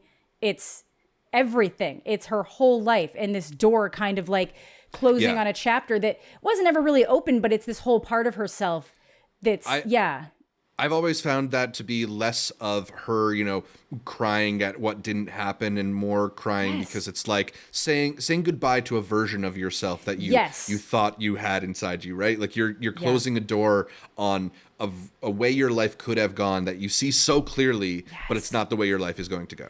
Yes. And then just the entire concept of inyan as a thing, I think is so beautiful and interesting and like captivating in so many different ways that anybody can apply to their lives.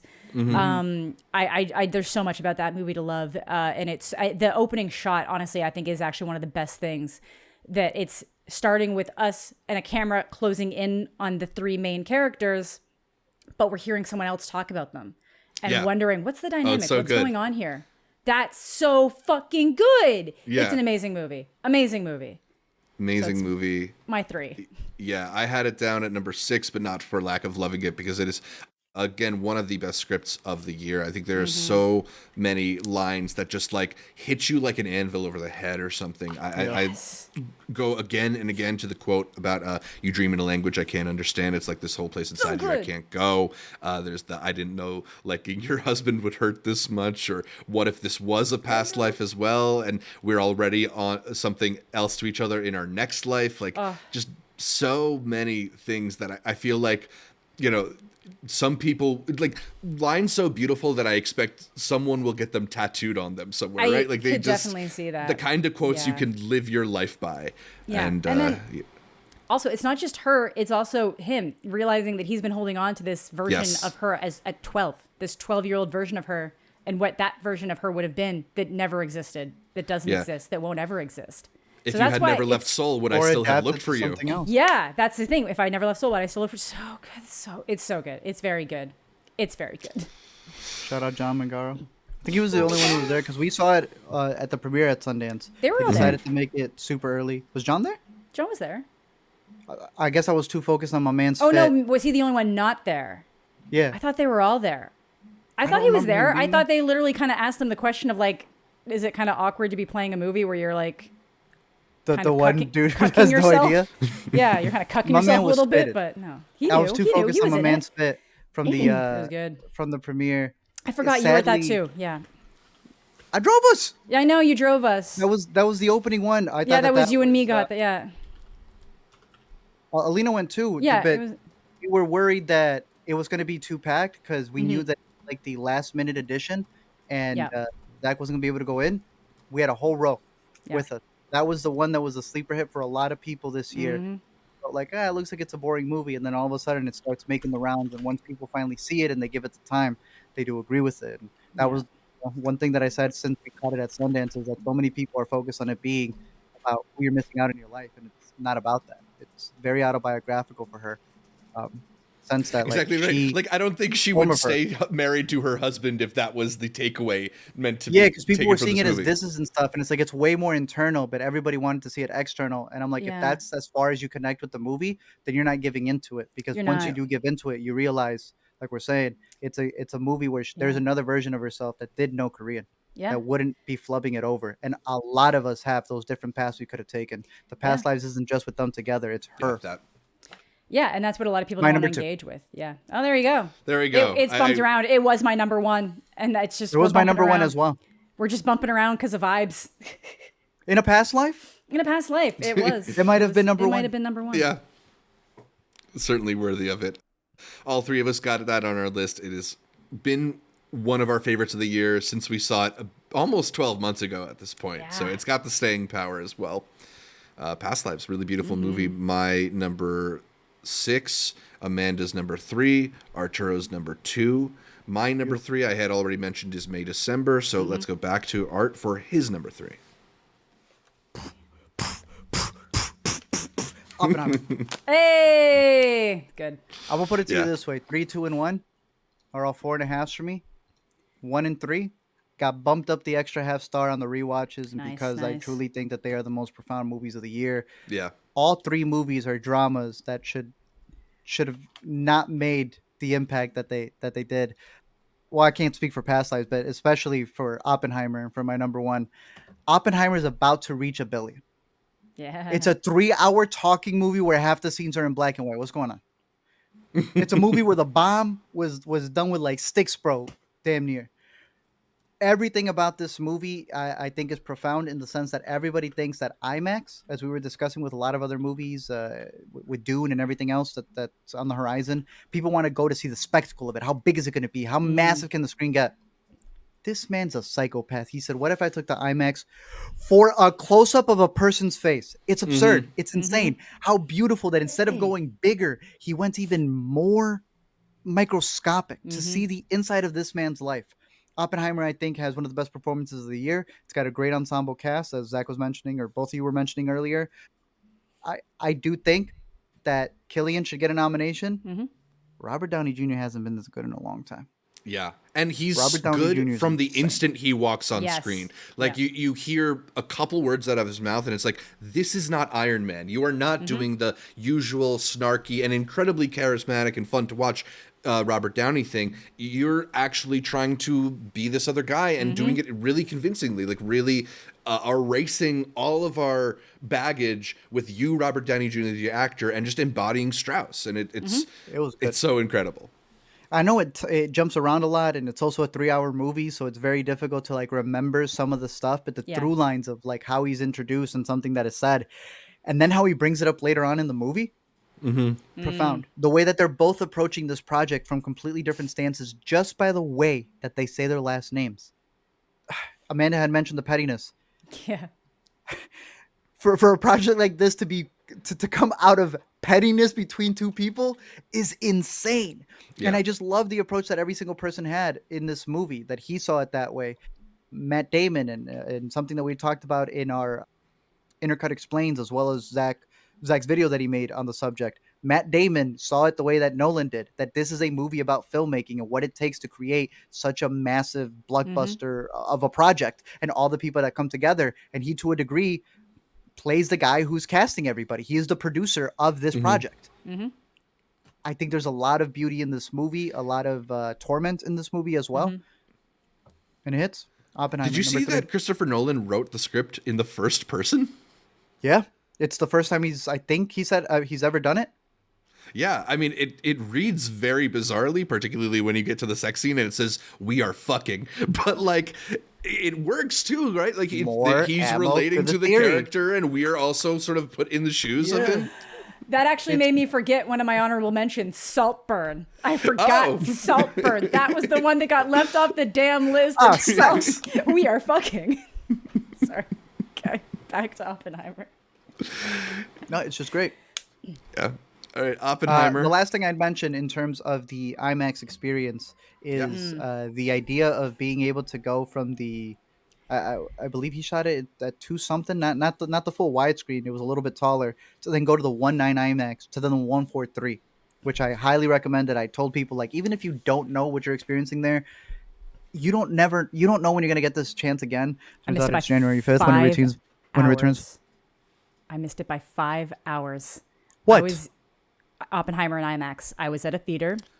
The largest or the tallest, one of them. It's not the biggest. The biggest is Wait, in that's right. Germany. You ended up with Blue Beetle, bro. Fucking Blue Beetle. The only thing, like IMAX is making this experience worse. It's letting me know how bad this was shot. Anyway, Damn, sorry. you missed it by an oppie and a half. Yeah, an op Oh, and a half. man.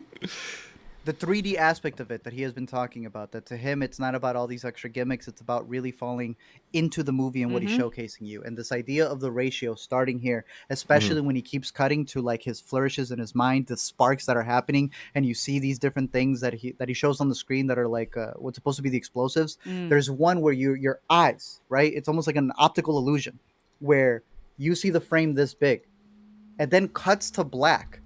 And what ends up being the next shot is those explosives, those sparks going higher than the ratio that you had. It's a subconscious thing. You know, we talk about movies all the time and what angles represent for like who's looking down on who, what close-ups mean, colors, all these different things. And for the average viewer, I don't think that that's a thing, especially in IMAX, that they've taken into account, right? Like Mommy came out and they're like, oh my gosh, he's boxed in. Mm-hmm. We don't have that many IMAX movies that are using the ratio for a reason other than, like Amanda was saying, Blue Beetle, go big. Yeah. Let's get as much in there. Disney Plus movies are now IMAX enhanced, but the directors are going, all that's supposed to be fluff. I didn't intend for that to be a thing. Yeah, it's This like when is they a started movie- doing when they started releasing like Buffy on widescreen. When it was like they knew that well, we ruining. didn't think the sides were ever going to be there, so Yeah. yeah, you can see our entire lockup.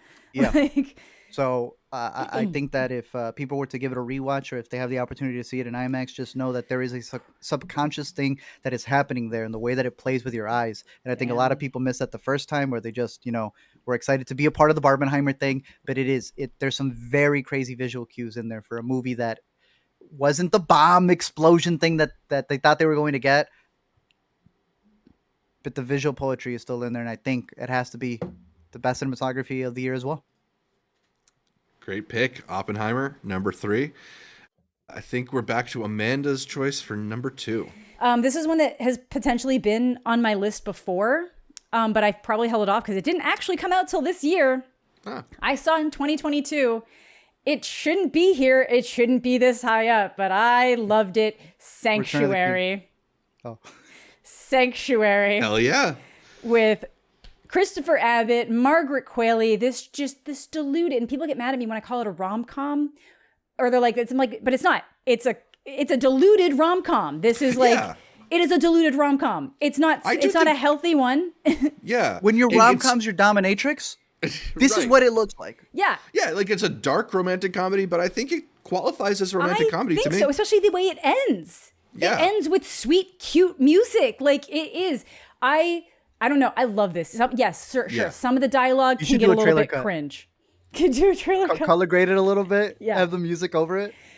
It's like, yeah, some of the dialogue might get a little bit cringe. It's a little bit over the top, but it is really just this like wild, diluted cat and mouse game between these two people, and one person just desperately trying to like not lose this thing that she likes to the point that he thinks she's lying. And it's just so many different levels, and just the facial expressions. Like Margaret Qualley is perfect in this role. We all love Christopher Abbott. He is like our film festival boy. He's our prince. And it's just the two of them. It's like everyone, you might see like one other person. I would still consider it a self-contained movie, even though there's technically a hallway and an elevator added into it. Well, self-contained, but they make it big, right? They make it feel big. Like, yes, it's the penthouse suite. It's the penthouse suite. The boy is the heir to this hotel fortune and throne, but like, it's good. I like it. I had a blast with it. It's one of those ones I can always go back to and have a good time with. I love it. So it is my number 2 of the year. Yeah, we're at the end of the year, and obviously people are doing their superlatives and acting awards and stuff like that. And I think it's like a huge shame that Margaret Qualley is not really being brought up in a lot of those discussions. It's one of the most dynamic performances of the year. I think so. It's up there. I think the entire movie kind of rides on her ebbs and flows and her energy, and she is the person who's kind of pulling us in and pulling us along. I just think it's really her ability to like shift on a dime is so fun in that film too. Yeah. Like I think Christopher Abbott's really good, but she's the one who really is the star of this show, and it's a show with only 2 cast members in it, so she's got to be excellent. Yeah, I think she's dialed in. Big fan. No shame. Yeah. Number 2. Definitely. So Sanctuary. A pick from last year's TIFF, but a good one, available on VOD at Amanda's number 2. From number 2 on my list, I'm going to go with How to Blow Up a Pipeline, the Daniel Goldhaber film that I really, really still vibe with quite a bit. You know, in the face of so much doomed thinking about climate and our futures, I love that there's this badass movie out there advocating for the power of ordinary people uniting around a common cause. And you see that with so many films that try to address the malady of issues with living in modern day, whether it is systemic issues or racial issues or societal clash issues, whatever it is. And I just really appreciate that this is a movie that is like we have the power to incite change. We have the power to fix this. It's not defeatist. It is a document of hope in some ways, and maybe that hope is like a perverse and one that's living outside the means of the law normally, but I still think it's just a really valuable piece of media, given the sort of attitudes of a lot of people in our generation about what the future is looking like, given how bleak it often can feel looking out into the world. I think we need more movies like this that are not just political and about things and unabashed in the type of action that they're advocating for, but ones that sort of offer some sort of path forward that is better than the one we're on, or at least has an idea of what we can do to go forward. So I think there's just so much to celebrate about this movie. Not just to mention that it is a edge of your seat thriller that is really amazingly shot. The grainy quality of the footage here, I think, adds a lot to the dirty, in the, on the ground feel of this movie. And I think it's got a lot of really underrated acting performances in it too. I think that our Ariel Barrera, who also co-wrote the film, is so good. Forrest Goodluck playing Michael, the kind of really intense guy who does most of the bomb making, is so good in this movie. I've watched it a few times now, and every time I watch it, I find new things to really appreciate about it. So How to Blow Up a Pipeline, I got it all the way up at number 2 on my list. That's the same story then. That was at the same TIFF, 2022. Yeah. There we go. There you go. Movies that we couldn't stop thinking about. You. Yeah. Yeah, but I think both our movies came out this year. I think we're safe. They did. Yeah. All right, so I got How to Blow Up a Pipeline at 2. Art, you already told us that you had Past Lives at 2. Oh, yeah. And 1.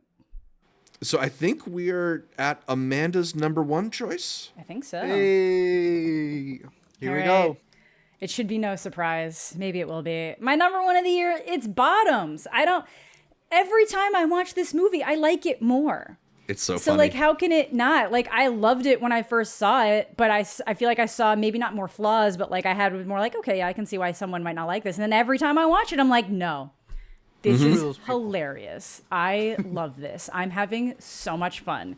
Yeah. So it's my number 1 movie of the year. I think it's doing a lot. Yes, this is very much the kind of, like, parody style teen comedy, not another teen movie, over the top stuff that, like, some people will just never enjoy. But I think it really hits on all levels because it does have good emotional beats in it. It does take some things seriously. And then it's like the whole thing is just like joke after joke. It is one of those ones, it's like hard to talk about because how do you pick the best line or the best moment? Almost the whole thing is the best line or the best moment. And then there's all of the stuff going on in the background that are just visual gags that are never mentioned, never touched on, never directly acknowledged. And that's so funny. This thing is firing on all cylinders. And yeah, I'm a big fan. Maybe you could say it could end a little cleaner. Maybe there's a better way to pull it all together than it just being this like giant football field type battles situation with the rivals. Maybe I think me and Zach might agree. I can't remember that it's like maybe they needed to build that up a little bit more, like the rival side of things a little bit more, have them be present beforehand in some way. But no, I think it is an absolute blast. I had so much fun with it. So Bottoms is my number 1 movie of the year. Is it the best objectively? I don't know, but it's my number 1.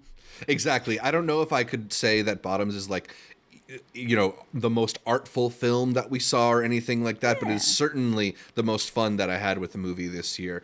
Whenever both times I got to see it in the theater, it's just uproarious laughter. The atmosphere in the theater for those movies is just the kind of thing that you hope for when you see a comedy. And yet comedies, as we were talking about earlier, are often sort of cast aside and thought of as not important because they don't necessarily treat the serious issues seriously, but I think they serve like a really integral role in how we watch movies and how we come to find out about certain ideas.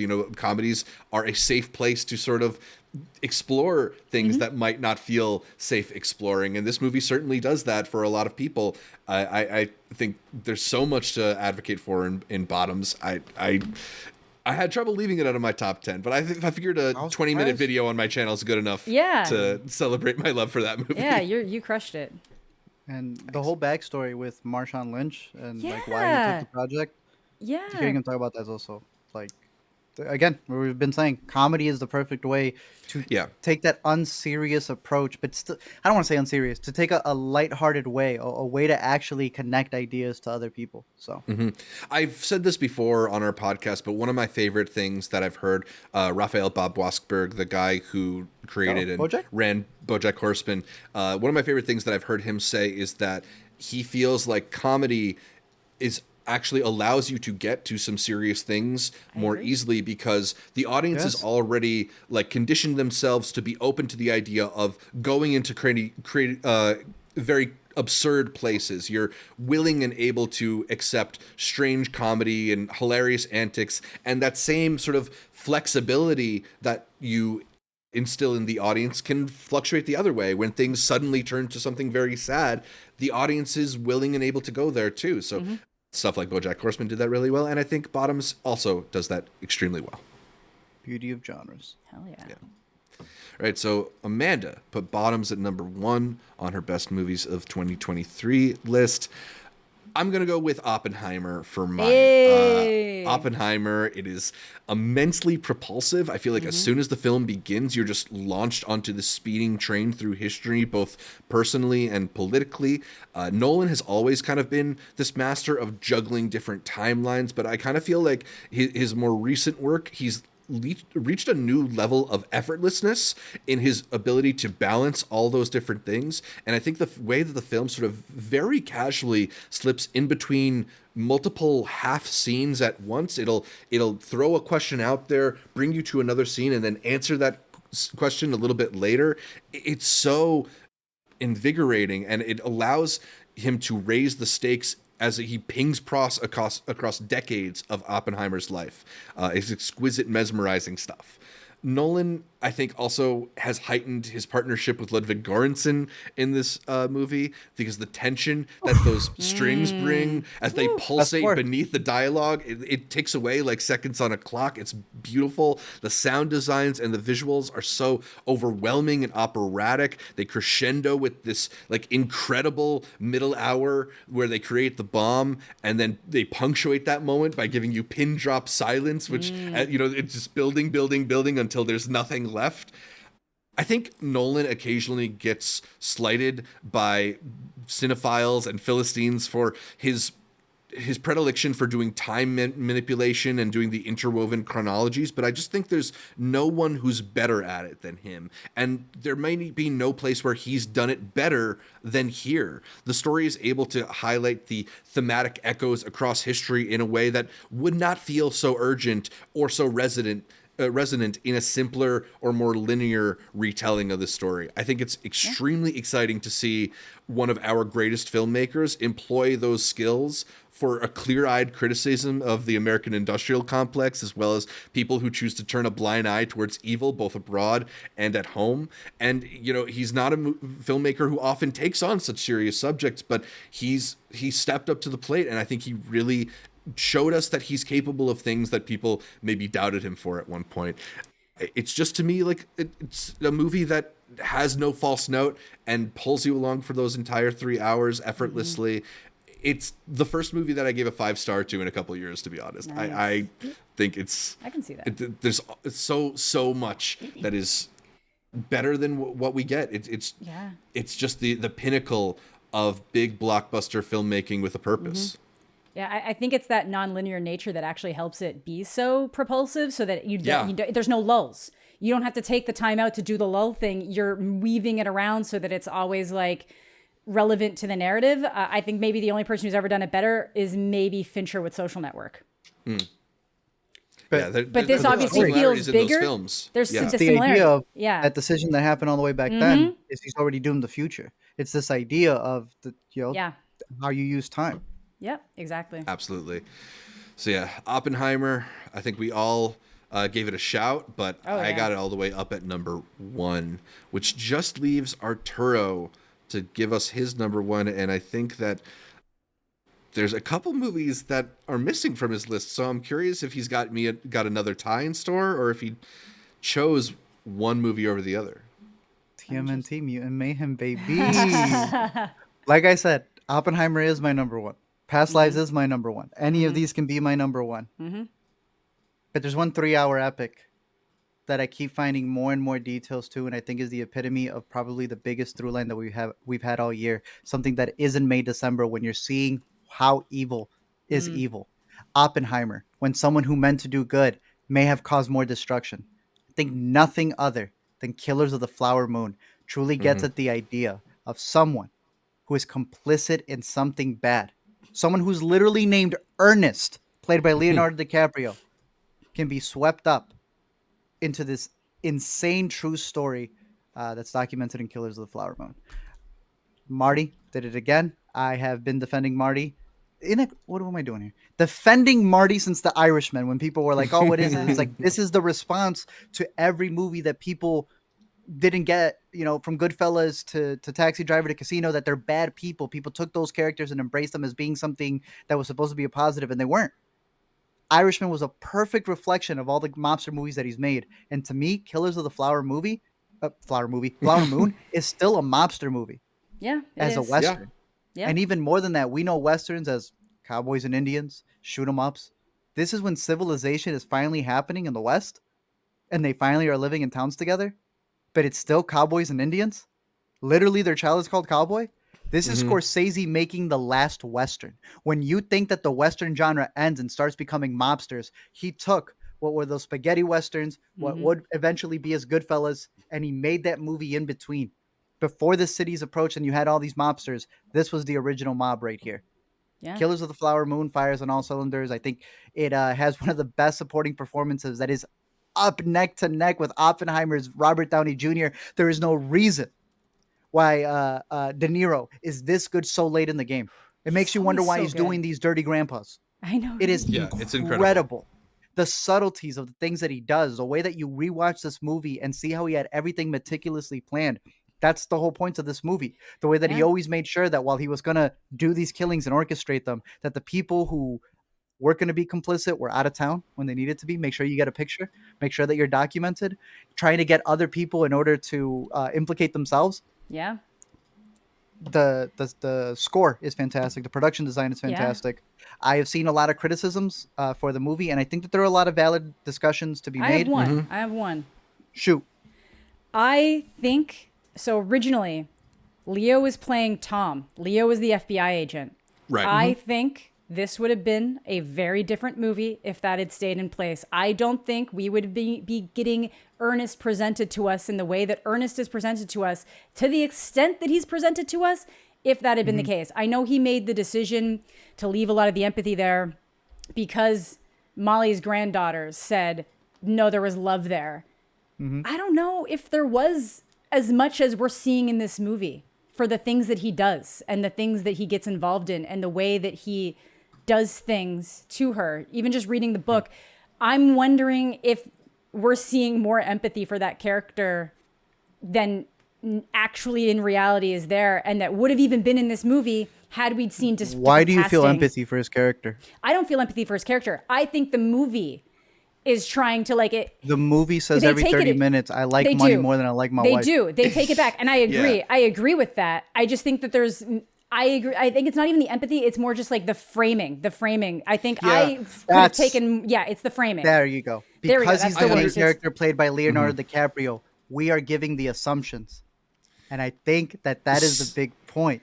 Yeah. To me, that is part of what brings it home, is because we are sort of aligned with Leonardo DiCaprio as we enter the world. We are sort of brought into the inner circle. We're brought into the in-group. And we are, in a way, almost made accomplice to this ethnic genocide, this ethnic cleansing. I can agree with that. So I personally like the decision, although I totally understand people's misgivings with it, and obviously like centering a white person on a film that is about the genocide of Native Americans, indigenous people, it is like a controversial thing. But you know that this is like a overused line at this point, but Scorsese is making a movie about the wolves, and he's our entry to this pack of wolves. He gets brought in by King Hale, De Niro's character at the beginning of the film. So I found that to be effective. I also think that some of the empathies that are shown later in the film, while they're complicated and maybe don't necessarily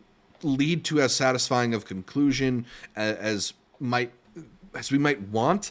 I think there's also something true to the complicated nature of people, Yes. of how people don't necessarily react very drastically to being given negative information. That if you look at real life, William Hale, the person behind, like, masterminding a lot of these murders, remained close with many Osage people up until his death. He did. You know, and for that to exist, like, I think people are far more complicated than some audiences are willing to give them credit for, and maybe it doesn't feel like it makes sense in movies that should we want to have like a clean arc and a sort of happy ending with, but it feels truer to life to me. Yeah, I can agree with that. I can agree with that. You're bringing me said around. even Ernest was going to meetings all towards the rest of his life. And that he still kind of felt that remorse. And I know for a lot of people, I think it plays it too close, because you could take something like the new Hunger Games and people can see, oh, that's a toxic relationship, but it's fictional enough for it to be okay. Yeah. Maybe it's the virtue signaling for here, as if people really care. Fair. But because it's a reality, a lot of people have been like, oh, I don't know, this is a little icky. But if they would have been fake, would it have been fine? It is a narrative choice that I think is backed up by not just the grandkids, but by Cowboy, the son himself, who took care of them throughout. Right. I think there's a big point in there because of an act that Ernest does in the movie that I've seen so many well-respected critics.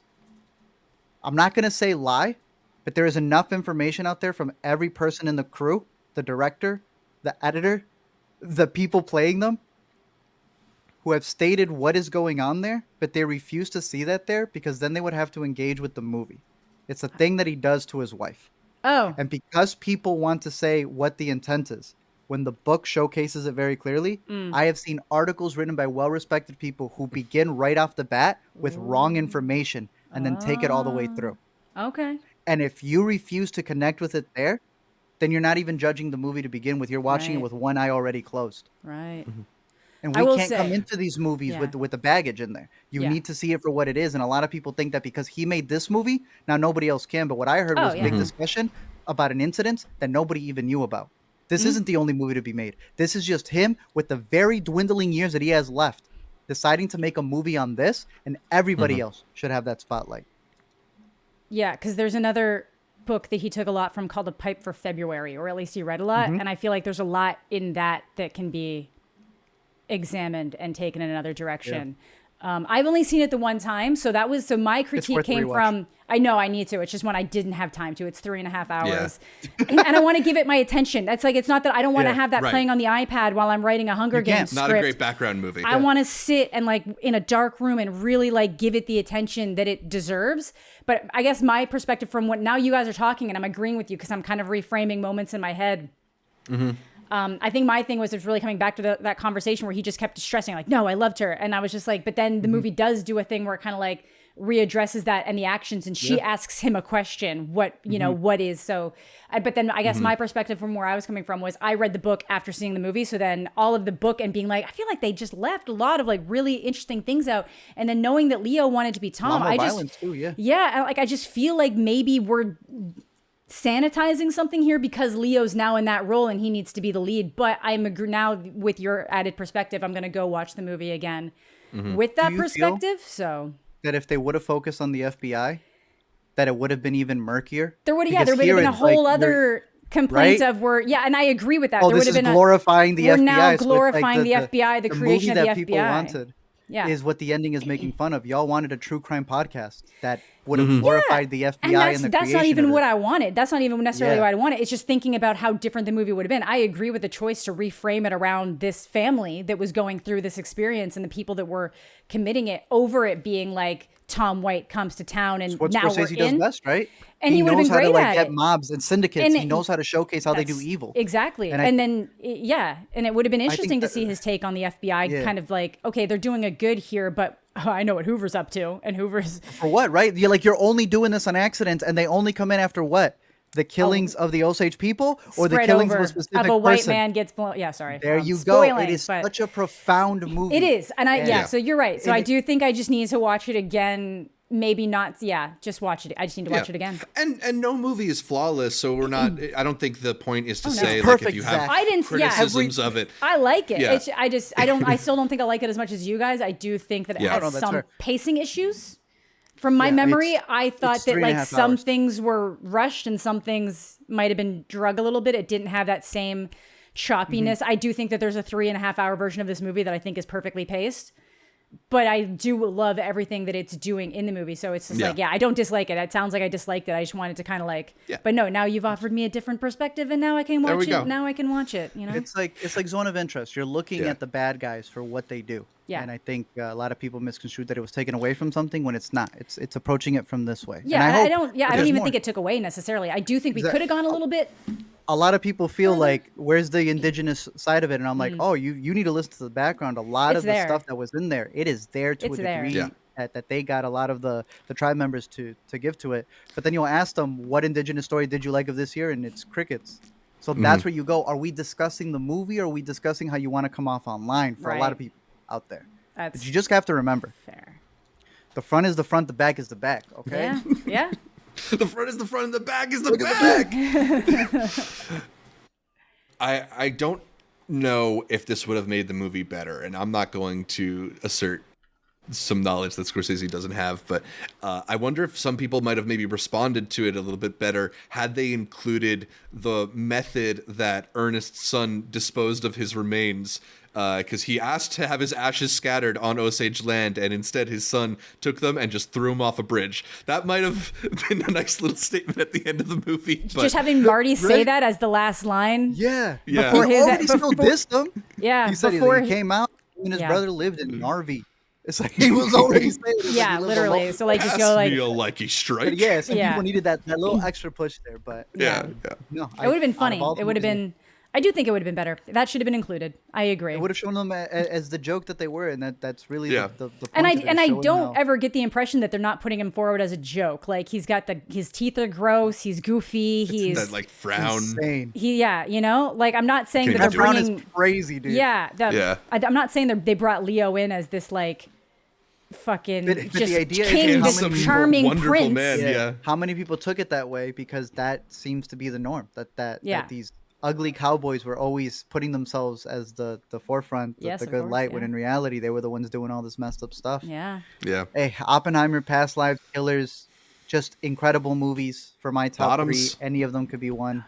I know y'all had yours. It's Yeah, great we got year of movies. Oppenheimer, Bottoms, Killers. Yeah, I was is gonna say I'm all of our arguing over top Killers and ones. Bottoms is my number one of the movie, but yeah, no, I'm not because I'm not arguing. I'm not going in this being like this is a terrible It's not, movie and I but can't it's believe. not about arguing. Yeah, it's just not. about Yeah. talking about what we got out of these Yeah, films. that's and exactly what Exactly. a hell of a exactly year for it. movies. It was. Absolutely. What do we got? It was. 60 hours just off of our own top 10. These movies were That's long the this year thing. too. It's so long. Sometimes I like to include little questions like, oh, well, what did you make of this year in movies to help like give us more room to talk? But we just talked and talked and talked. There's so much to talk about the movies that came out this year. This is probably going to be our longest best of video ever. And it's not just because of the internet outages. We had a lot to say, but I'm sure Intercuties will have a lot to say about their favorite movies of the year as well, about our lists perhaps. So let us know your top 10 films of 2023 in the comments for this video or by maybe emailing us, intercutpod@gmail.com, interacting with us across social at intercutpod, commenting on our Patreon, patreon.com/intercutpod.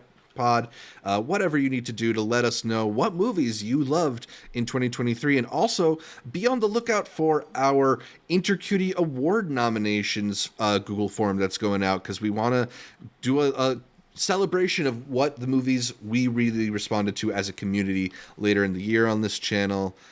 Always fun talking about movies. Always fun talking about movies with the both of you. Thanks again for doing this. Amanda, particularly, thank you again for joining us for hours and hours of discussion Yeah, sorry at the end I of the derailed year. it, but It's all right. I mean, we know how to roll with the punches in online video.